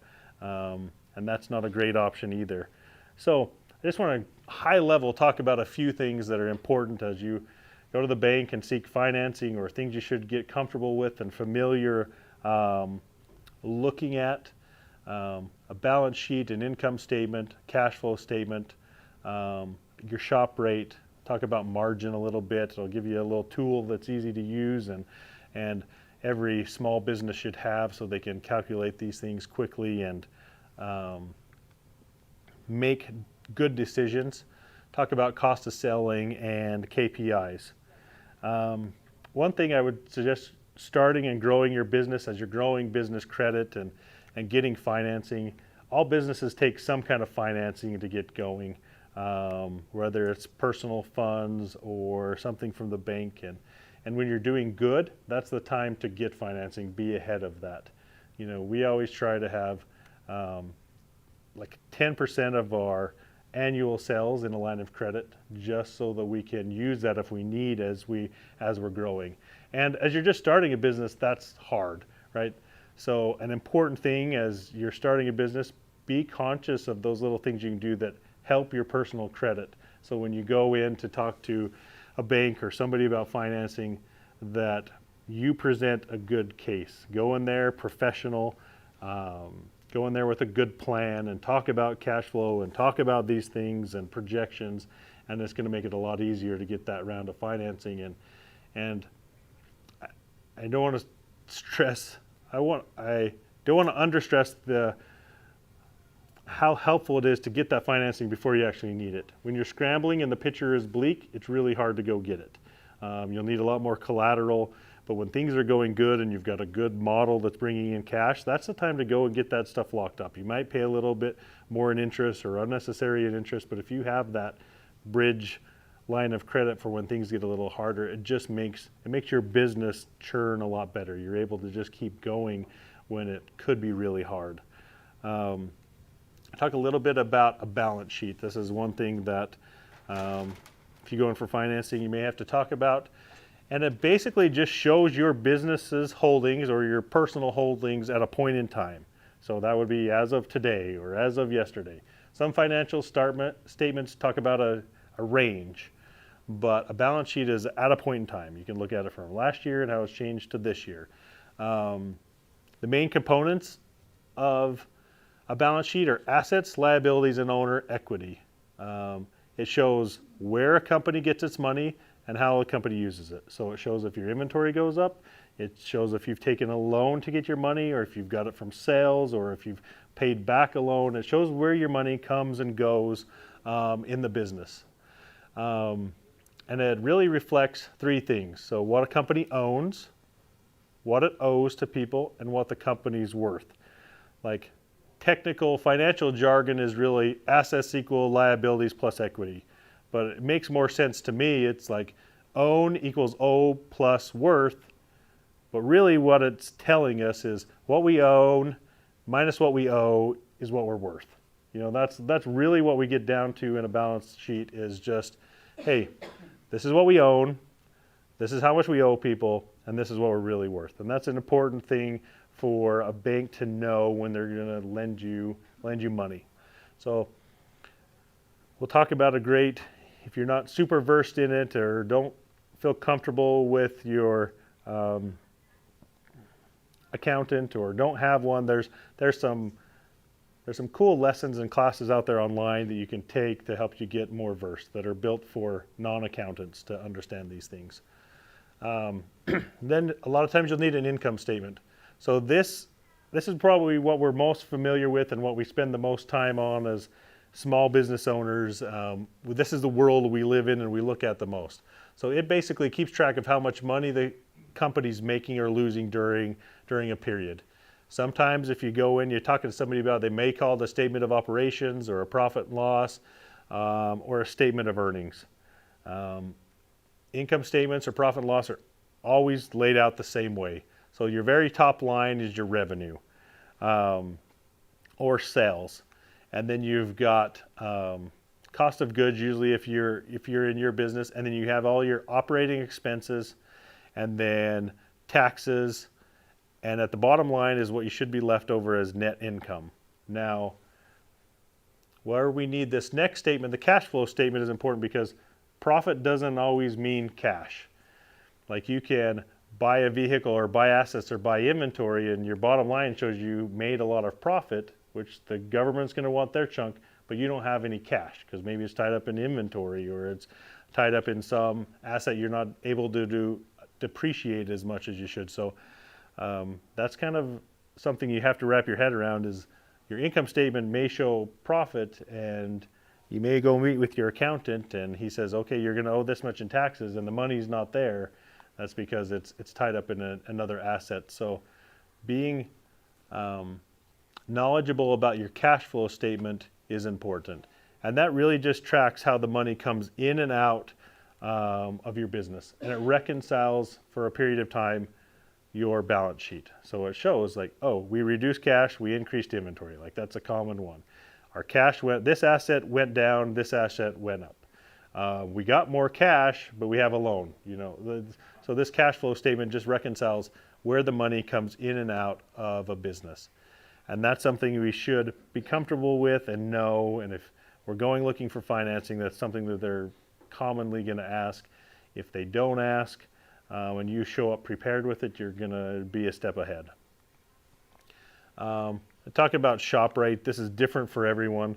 The most important thing you need to do is understand that you have a shop rate, understand what it is, and make sure you're diligent about getting all of the expenses. You can sit down and write down the expenses and you're going to forget something, but really focus on making sure you get all the expenses, get them right, reanalyze this every once in a while, relook at it, and look at your actual productivity because that can play a big part into it. If you're basing your model off you being able to do 10 hours of production a day, that's not really feasible. So understand what your interruptions are, what your downtimes are, and so you can kind of build that into your rate. But a lot of different methods to this. Find one, stick with it, work with it, experiment with it, try different methods to find something that works for you, but pay attention to it because it makes a big difference. And as things change in your life and change in your shop, reevaluate this. Sometimes we're slow to change some of these things and we're leaving a lot of money on the table or we're losing money and we don't know why, but we've forgot about, we didn't adjust that our rent went up a few $100 or something like that. And we didn't recalculate our shop rate, or we're like, oh, for the customer's sake, we're only going to do it once a year or something. But we know supplies change and there are different expenses. So understand that. Product pricing, I think it's important just to understand how you're going to measure it, and understand profit and profit margin and markup. Like, some of those are terms that you think are universal, but understand when you're having that conversation what that means. And honestly, technology out there, the easiest way to work this out, and everybody should have this app on their phone if you're a small business owner, and it's called Cost Margin app. It's just, and it lets you take and set a price. You're like, okay, it cost me this much money. I want to make 40%. It tells me what it's going to be. And it lets you work backwards and forwards in that formula to work out margin, and you can see the profitability. So you really know. It's kind of fun to play with and say, okay, this product makes me this much money. Well, what if I decreased my cost by $5? What would it do here? Or I increase my margin. It's kind of fun to play with, and it's so much faster than working it out by hand. You know, it's, what was that called? Oh, it's called Cost Margin. And you'll find it at the App Store. It's actually, I don't know if any of you guys are familiar with the CNBC show, The Prophet, Marcus Lemonis, where he goes around and he real-life's business. It's his app, but it's free. This is a little screenshot of it, but you basically just put your cost, and you can put your margin you want, and it'll tell you the price, or you can put your cost and your retail price, and it'll tell you what your margin is. It's just really fast. You don't have to do the math. You don't have to use your calculator. You just plug it in, and you can quickly see different variations. Like, okay, I'm going to add $10 here. Or, could I sell this for $200? How much more does that mean for me at the end? And it's something I use all the time. Like, I don't get involved in cost pricing that much anymore in the business, but there was a time when we were really focused on it, or that was more of my lane, and I would geek out on that and play with it and adjust the numbers. It's just a good app, and it's really simple to use, and it's free. Don't worry about you don't have to worry about the algebra part of figuring out margin and markup. It's just already there. So that's a good one. Everyone should have that. Cost of selling. We're going to talk about partnerships next, but a lot of independent or craftsmen get in a bind and not figure out that it costs them to sell something. They do the numbers, they work on how much it cost me to build it, but they forget it cost me something to sell it to, because at the time I'm down. So work out how much your cost of selling is. And in our businesses, like I said, this is a model that works for us. We build all of our product as we're a wholesale company. We don't even have to be two separate companies, but we're like, what can we build this and take a wholesale markup that this could be a business that stands alone if we're just making product. We don't have to go out to trade shows. We don't have to sell it. What does it look like for me to be able to do that? And we run a business. Our production businesses stand on their own. They don't need their retail stores or any sales or any internal sales to make the model work. And then we build out a retail business which has the cost of selling, like we're buying it at a margin from our wholesale account. And then we figure out these costs of selling on the retail side, which will include marketing, and there's fixed expenses, there's variable expenses like credit card processing fees, or if you take PayPal, that's a doozy. Venmo, like you don't want to lose that 4% that they're going to take from you, not figuring that into your calculations. Save some money back for paying yourself to make the sales and for marketing. So there's a lot of different ways to price things.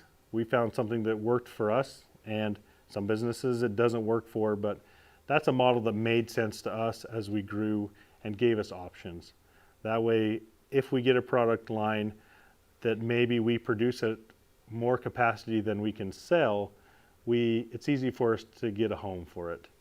We had a friend in the leather business, done amazing bags, and had a shop of about 10 people, and we're just direct to consumer, and Nordstrom wanted to pick up their bags. But the way their pricing structure was and the way they build it out, there's no way they could take this big opportunity and have a wholesale client because they didn't build that in.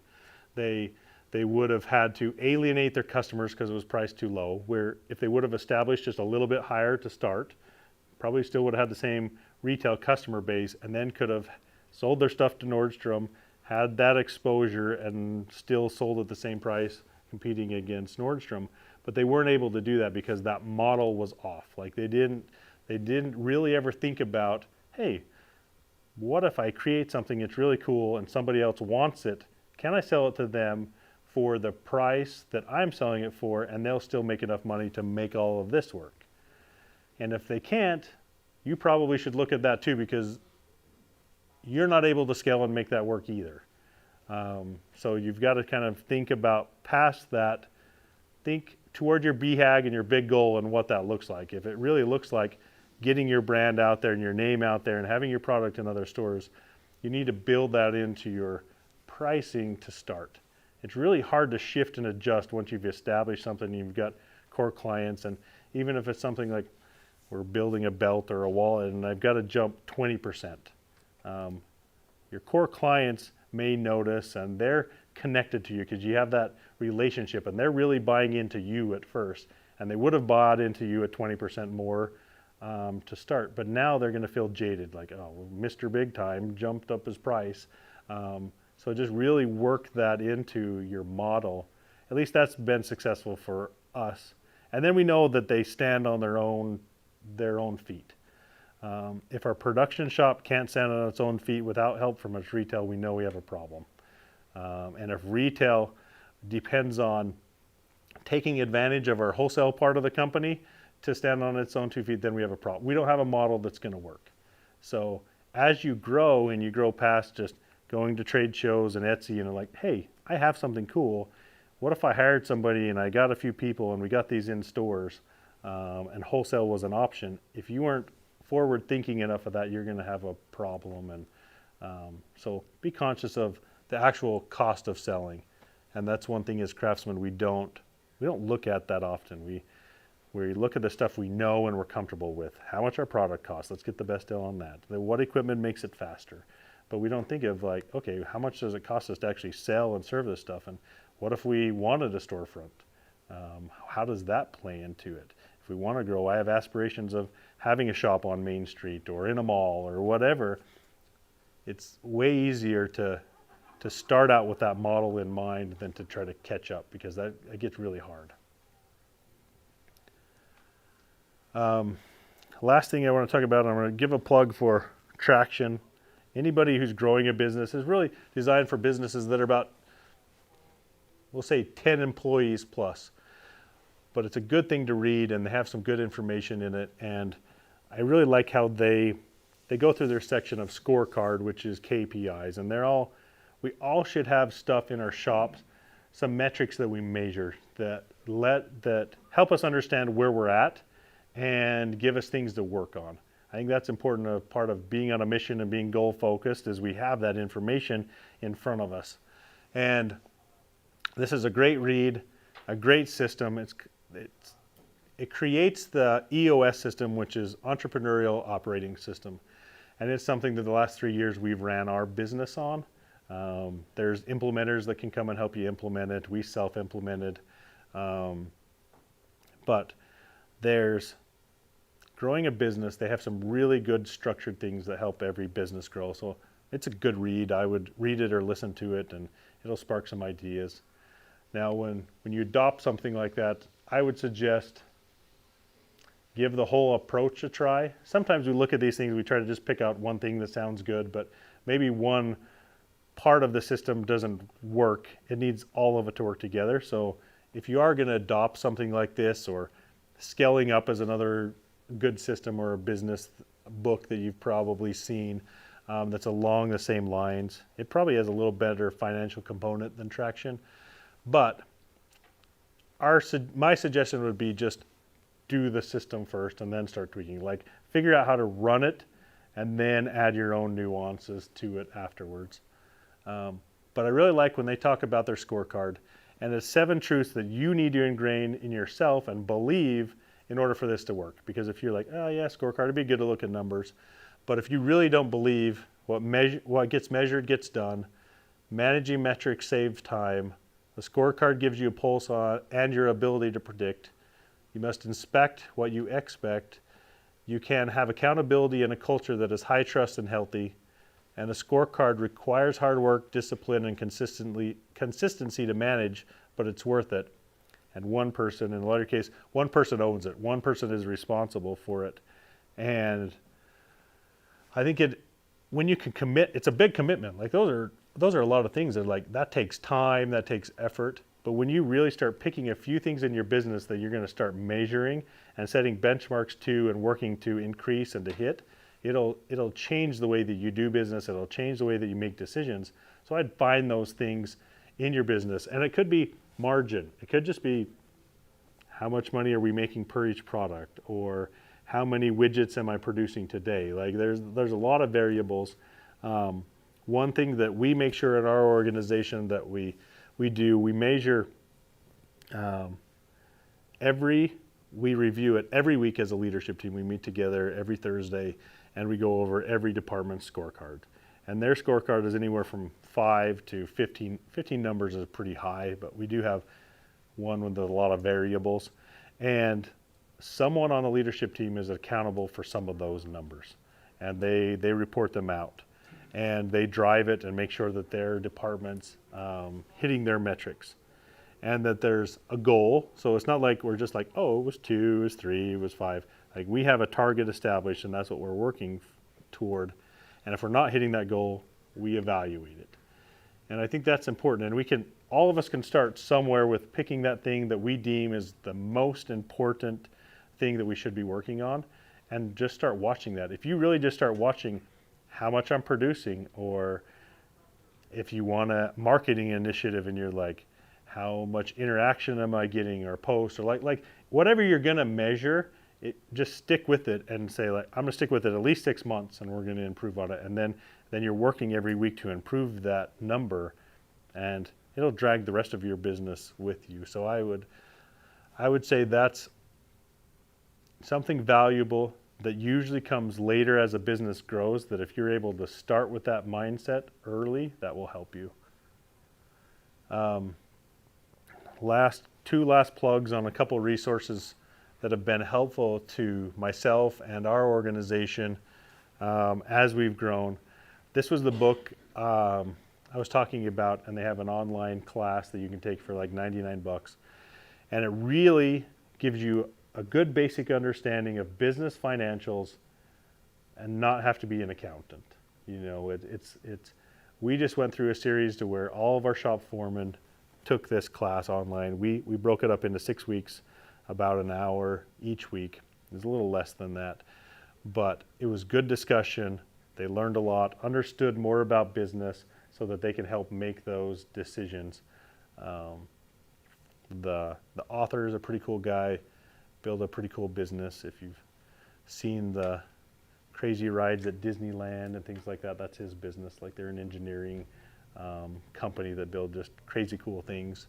And he realized that it was way easier to teach engineers the financial side of it and get them on board with the metrics and understanding what being profitable means than to try to teach accountants engineering and things like that. So this is the easier part that can be taught. It takes a little bit of work, but he puts it in a great way.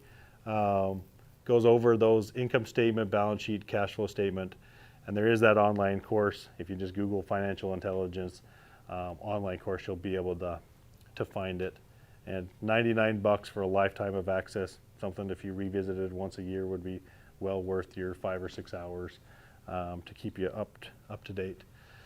And one thing I hadn't read till just recently, but I had a lot of craftsman friends who have one-person shops.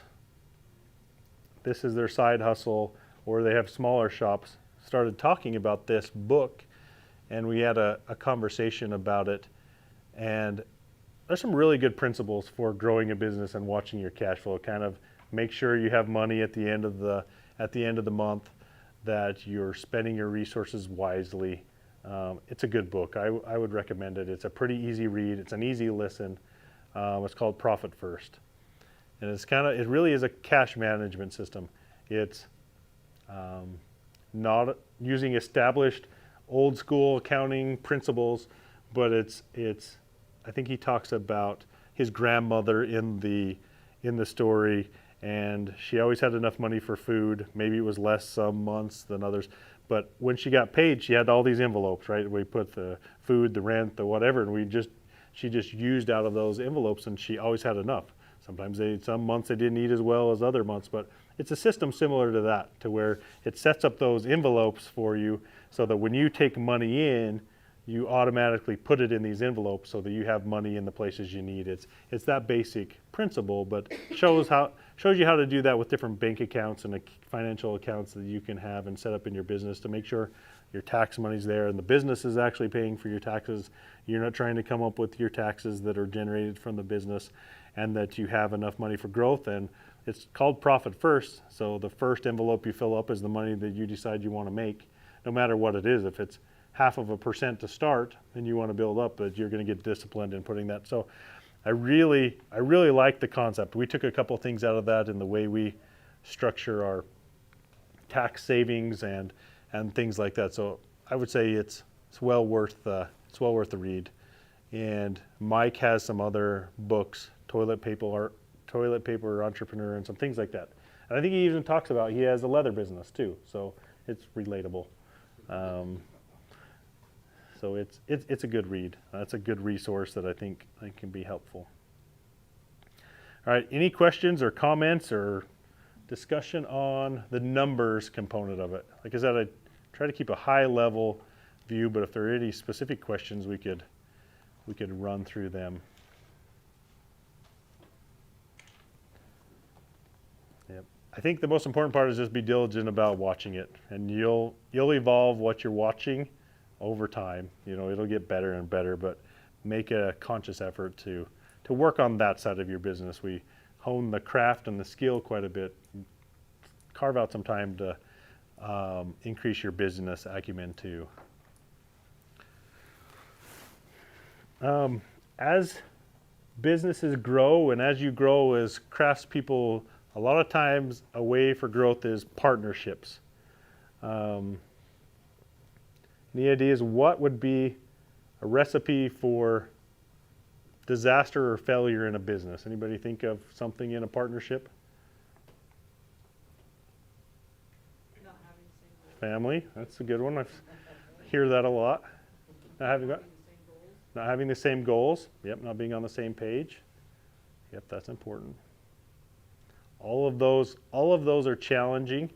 Family, we figured out a way to make it work, but it is deliberate. We've been fortunate that each generation is really supportive of the next generation, and that we communicate, and we're working toward the same goal, but we're in different lanes. My sister is 2 years younger than me, runs the events company, and it's super successful, and we're successful along with it with the saddles, but it works cohesively, and she's not in my business and I'm not in her business, other than how can we make each other better and stronger. So I think figuring out that is important with your partnerships or your family. Having your spouse or significant other be on board is important. I work every day with my wife. We sit on the same leadership team. We share an office, and it's awesome. Our conversations are about the business and growth oriented, but it wasn't always that way. Like there was a time we worked together, it didn't work out, we didn't work together, we did. So finding that balance and that having those open conversations about making sure that everybody's on the same page with the goal is really important. But one of the biggest things I see that causes failure in a partnership is not playing to individual strengths, or two partners with the same strengths joining up together in a partnership. It happens, we're talking about being a chef. You see that in that industry a lot. Two great chefs get together and want to put up a restaurant. Well, they're great at the food and the menu, but if one of them doesn't know how to negotiate with vendors and know about the front of the house and the reservations, they're in trouble. Who's going to take over that? So you really should, before you partner with someone or go into business with someone, make sure that they complement your strengths, that they balance you out. And that makes for a successful partnership. I always, we segment them on purpose in our business for that reason. We have sales, and we have production, and we have operations. And they're different personalities, and they're different, they have just different goals in mind, but for what they want to see the business do.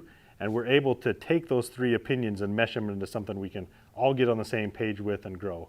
But if everyone, if we were all production minded, we would never offer variety to the customer. We'd only build long runs, and if we were all sales based, the sky's the limit of bag of options we were going to send down to the production side to make. Whatever the customer wanted, we'd say yes, and we can do it. And so we have to find that balance, and I think that's important. We've learned that we have to segment those personalities and those strengths, and no one strength is more important than the other. Someone in sales will say, well, sales makes everything happen. All the stuff comes, all the money comes through our lane. Well, if you didn't have anything to sell, if we weren't producing anything or producing the quality, then you would be out on a limb too. And if we didn't have a system to collect the money, ship it, if we didn't have operations, it wouldn't work either. So as you grow, and if you're looking at partnering with someone, I would say be leery of partnering with another craftsman that's really good at what you do.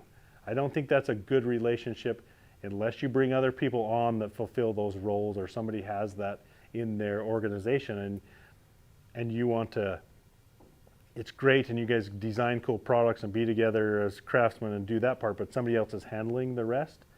I would say it's really important to be conscious as you grow, because that conversation comes up a lot. Two like craftsmen get together and they're like, oh, we could create this, it'd be really cool. Well, there's two legs of that three-legged stool that you're forgetting about, that you're not strong in. You should find somebody to help prop you up. And I think playing to that strengths. And one thing I wanted to talk about, which is a really good exercise we're going to do, is that figuring out what your strengths are and where your sweet spot is to be working in. That's one thing we've done as a leadership team, and we go through and we were able to find out those things that we need to offload off of our plate to help us be successful. Because there's somebody that likes to do the stuff that you don't like to do. And if you find them and they're happy in that role, you're going to be more successful. So let's take a little bit of time, and maybe on 4 sheets of paper, or divide your notebook in. Let's take like 10 or so minutes, and let's take on one paper, or the top left, let's think about your work week and write down all the things that you do in a work week. And then after you write that list down, go fill them into their things that I love and I'm great at, I like and I'm good at, I don't like but I'm pretty good at, and the bottom right or separate page, I don't like and I'm not good at all. So it's a good exercise to go through and just think about those things that you do every day. And yeah, certainly. I've read this book, I've done this exercise before. Yeah, perfect. Yeah, this is out of the traction book. And we do this as an organization once every 6 months.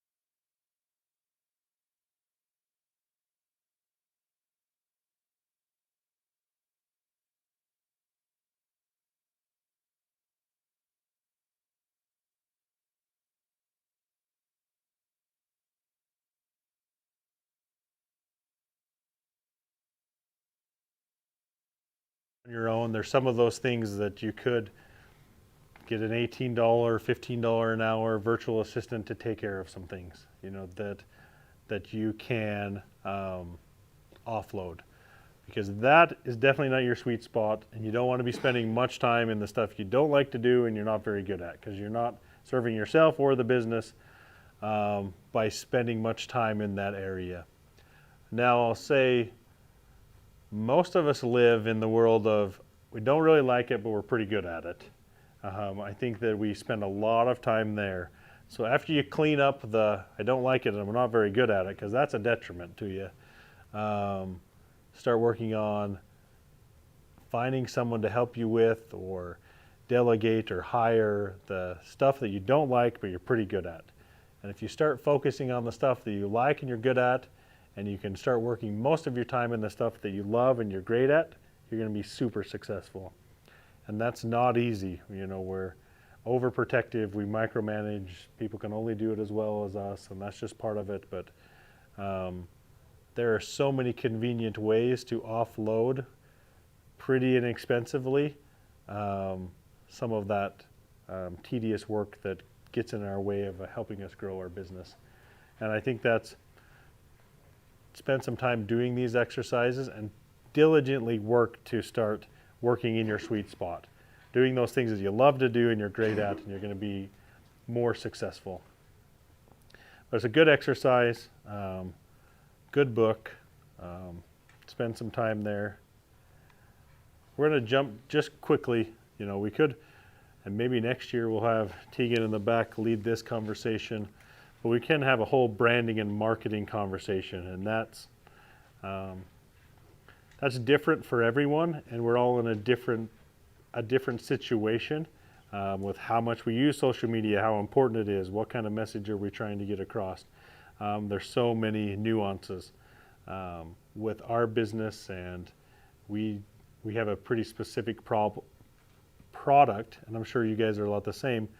The general marketing guidelines and things that they would teach you in class, mass marketing tactics, don't necessarily work. Like, you have a pretty narrow customer focus, spending money on the wrong AdWords, or for our case, for Burns Boots, if we were to go and spend thousands of dollars a month on getting top of the page if somebody searched cowboy boots, it does us no good. You know, most of the people that are looking for cowboy boots are maybe looking in that $150 range. And if our average ticket is $1,200, we just wasted all that money and got a lot of traffic to our website with customers we couldn't help. So there's some tools out there to really, and there's some people out there that can help you inexpensively craft that message to be able to attach to your right demographic. And I think that's important, is really use your own intuition when you start going down this path of how you should market, and don't just take it as gospel truth because it worked for someone else or some big organization. It worked for some big organization, because that might not be the market you're targeting. So be conscious about that, because there are ways to maybe get you a lot of eyes on your product, but it's not the right eyes, and it's not going to do you any good. So be conscious of your core customer. And there's, like I said, tons of exercises out there you can go and do online and figure that out. I'm going to talk about one book that I think is pretty intuitive and maybe has a little different message that definitely works for this audience and the way we're able to provide service. We'll talk about that next. But I was thinking about what we've done in the past few years and what has helped us craft a brand that stands the test of time. And there's a few things that have been important to us. And one, we really defined our values. You know, we had them, maybe we didn't really live them. We didn't go through the exercises of specific statements, behavioral statements on what those values meant, so we're all on the same page. That's been really important for the brand, that our customers, our vendors, they know that these are our values.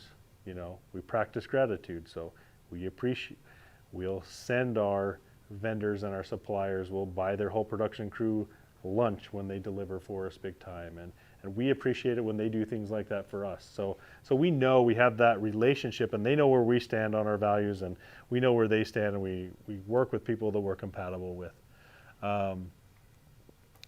Building repeat customers is huge.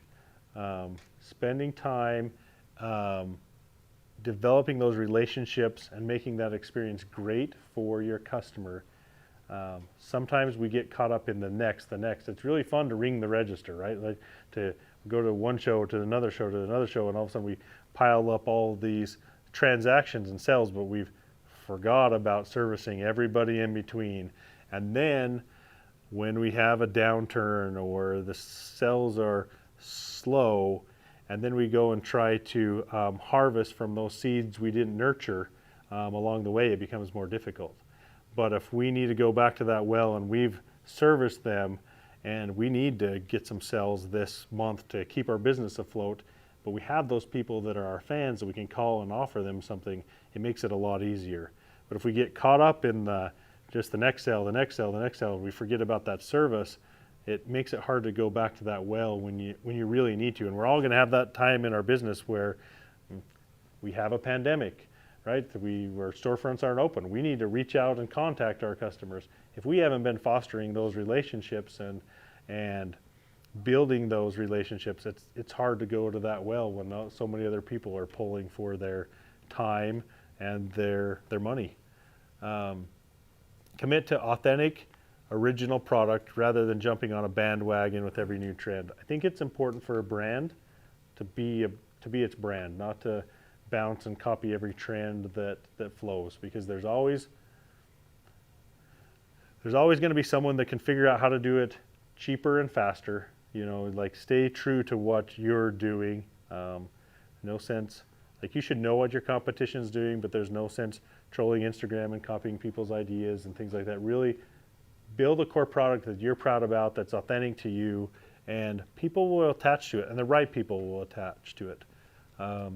Take time crafting your image, and if you're on your own, side hustle, small shop, you are your image. So make sure that you represent your company as well, and your company is a good representation of you. A logo, a mascot, some external image that showcases your core belief, right? Something that like trees, there's something that's strength. Whatever you find that people can attach to in their mind, like, oh, this is so-and-so. Whatever attaches to your image, an axe, so whatever. Like if you have that logo that really, ours is Luna. Ours is a family horse, and it's a rearing horse that we've had since the 80s. But if there's something to tie those feelings to a brand and a picture, that's important. Focus on experience. Like I said, our thing is we're show and sell ready. So when we open the sales door, we're providing an experience, and we're in the entertainment business, creating those positive experiences. We talked about you are the one that's hospitality is how you handle the customers. So listen to your customers. Learn from that constructive criticism. I think that's where that emotional intelligence comes from. I had a really good client when I was younger and zealous. He would say, you're really good at over-promising and under-delivering, right? So that sucks to hear, and I could have taken offense and got mad. What do you know? But it really made me, I'm not going to do that anymore. I'm going to build in some buffer time. I'm going to make sure I do everything I can, if it's under my power, to deliver what I say I'm going to do. And be a part of your community, connect with your community, hang out at the places where they hang out. That's important. People like doing business with people they really like and understand, and if you're an active part of the community and doing work within your community, that always helps. That networking helps, and they really understand your core values. And it's a thoughtful process. So you're not just picking a logo and creating a name.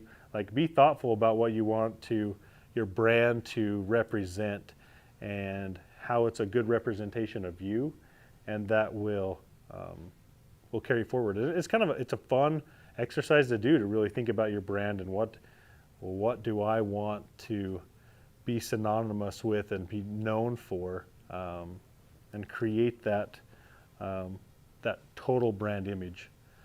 One book I'll plug that's been good, that we read, and we've went through a few exercises. Interesting take on not talking about yourself, making the customer the hero. It's a good read and a good system. Try to think of things that anybody on any budget can get started on and make an impact. Building a Brand Story by Donald Miller. He also has a marketing book. There's some things, but it's an easy read, step-by-step things that can get you started and really get the wheels turning. But it's really talking about your customers are the hero, not you. We have a hard time in our organization. We have a big story and not always just focusing on telling that story and talking about ourselves. But our big story makes us the trusted guide so that we can help you achieve, whether it's looking great at the Western wedding, whatever it is, if it's performing better on your barrel horse. That's what we want people to look to us for, is to be able to be that guide and let them be the hero. And that's hard sometimes as you're growing a business. You want to talk about yourself a lot and these great accolades that you've accomplished. But good book. I would suggest that. Like I said, most all of these things that we've talked about came from somewhere else. I'm definitely not a thought leader. I've just been on this path and trying different things, and these are some things that have helped me.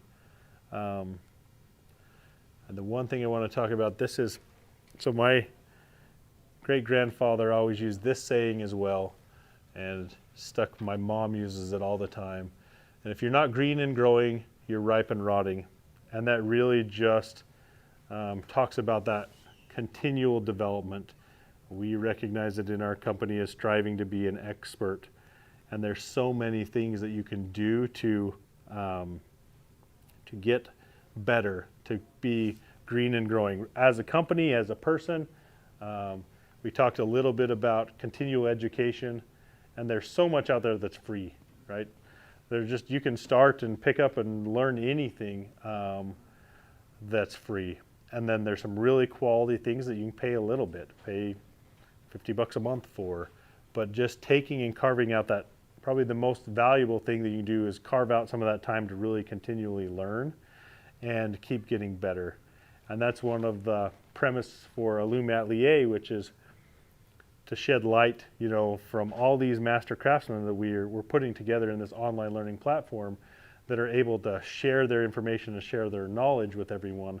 And we're creating a community where they can share openly and freely and in a non-threatening way. Sometimes craftsmen are a little funny about sharing their secrets, so we're seeking out and finding those people that are really willing to share and help grow the pie, and finding resources like that to where you can find hours of instruction on what you need and how to grow and develop is important.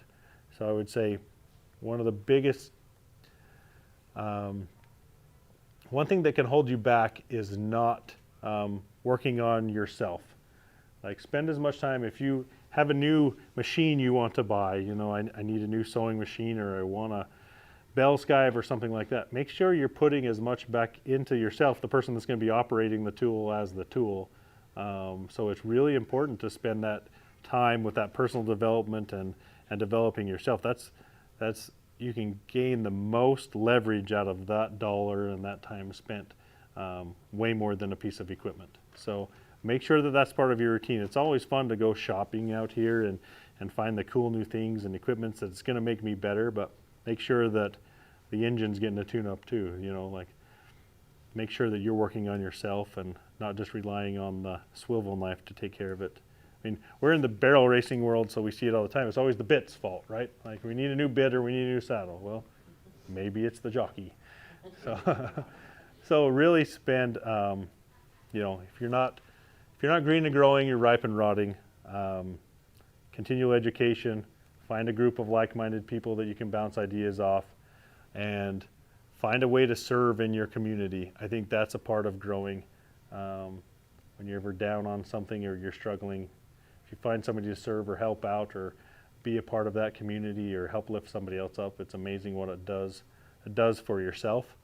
So I'd say that's the biggest takeaway for me from being an entrepreneur is it doesn't happen overnight. Like there's no, you hear the stories of like homeless to billionaire. Well, there was a lot of stuff that happened in between there. There's a lot of steps, and it's pretty regimented. I don't know how people jump from the bottom to the top. I don't think that happens. They just complete this process, and a lot of it is with developing ourselves and making us better so we're able to, those right opportunities will find us. A couple last things as we go into, there's a couple tools that should start getting familiar with. You know, we negative talk about the economy and there could be a downturn. It's always a good time to do something that's called a SWOT analysis, and that's something you can do individually, do as a group. We do it quarterly, but it helps you find the most important things you can work on. Make sure you're not blindsided, and it's really just going out and listing your strengths, your weaknesses, your opportunities, and your strengths. And your threats. So your strengths and your weaknesses, that's pretty internal. Like that's something you're part of your business, yourself, and your opportunities and your threats, that's external. That's what's going what's going on around you. So I take some time. There's a lot of information. You can pick up how to do it. It's an easy exercise. But what that does is it lets you really get a 30,000-foot view of your situation and make a plan of what I should be focusing on. Is there a threat that's coming out? Does rising fuel costs affect my business? Is there a shortage of something? Is there a competitor that's just opening up down the street or something like that? And what are the opportunities they have? And that's an important thing to do to find out what's the most important thing you should be working on, or you can leverage your time to be the most efficient. Talk about the time management, the time blocking. I just threw this in. There's a cool book. It's a fast read. 15 Secrets Successful People Know About Time Management. And if you just found the summary, just some good tips. It's maybe just a little more practical than like Indistractable, or there's a lot of time management information out there. But I found that this one is pretty cool. Give you some ideas to start. And the key thing is that understanding what the most important thing is. There's the old Andrew Carnegie story. He was at a party and there was a young consultant there, and he says, hey, he's a management consultant, and he says, hey, give me an idea, a revolutionary idea, and I'll pay you whatever. I'll pay you $10,000. It was a lot of money back at the time. And he basically said, take a sheet of paper, write down the most important things you need to do, and then number them in order and only work on that one thing. Or number them 1 to 10. Work on number 1 first and then work on number 2. And I thought about I'm like, well, that's basic like time management principle, like to-do list stuff. I'm like, how would that be important, or why would that be so valuable? And then as I've come to learn, it's not the list. It's not waking up and say, oh, I need to call this person and do that. It's what is the most important thing I should be doing to help me achieve my goals? And that's what should be on the top of the list. It's not like, oh, I need to do this, and I need to run this here and ship this out.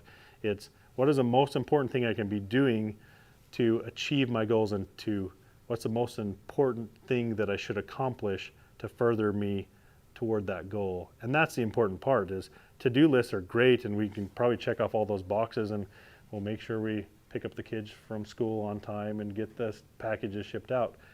But if you're not working on that most important thing that you've deemed that will get you to your end result, to your BHAG, then it's a waste of a day. So no matter all those things, if you didn't take a step forward toward your BHAG, then you went backwards. It wasn't a super successful day. It talks a little bit about that. Just good techniques. And then we live in a digital world. Websites are kind of,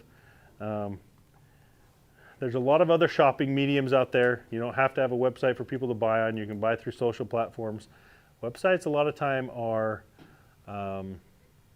people will find you on social media, and they'll find out if you're legit by going to your website. There's a tool called websitegrader.com. It's an easy tool. Go in there, type in your web address, and it tells you ways that you can improve. And it gives you good insights, and it's free. You know, they'll obviously at some point try to sell you a service or whatever but it's a free tool, and it lets you look at what you can strengthen so people get a better experience from your social media. I mean, from your website after they go there from social media. That's kind of the link, is find you in social media, go to your website. It's kind of gives you credibility, but this will help you to make sure that you're getting the most out of your website. It's easy little tricks that you can do and check back often and see how you're ranking. It gives you a little score. But yeah, any questions? I just wanted to end on a few of those resources that have been helpful in the last few months for us. But any questions or anything we should discuss?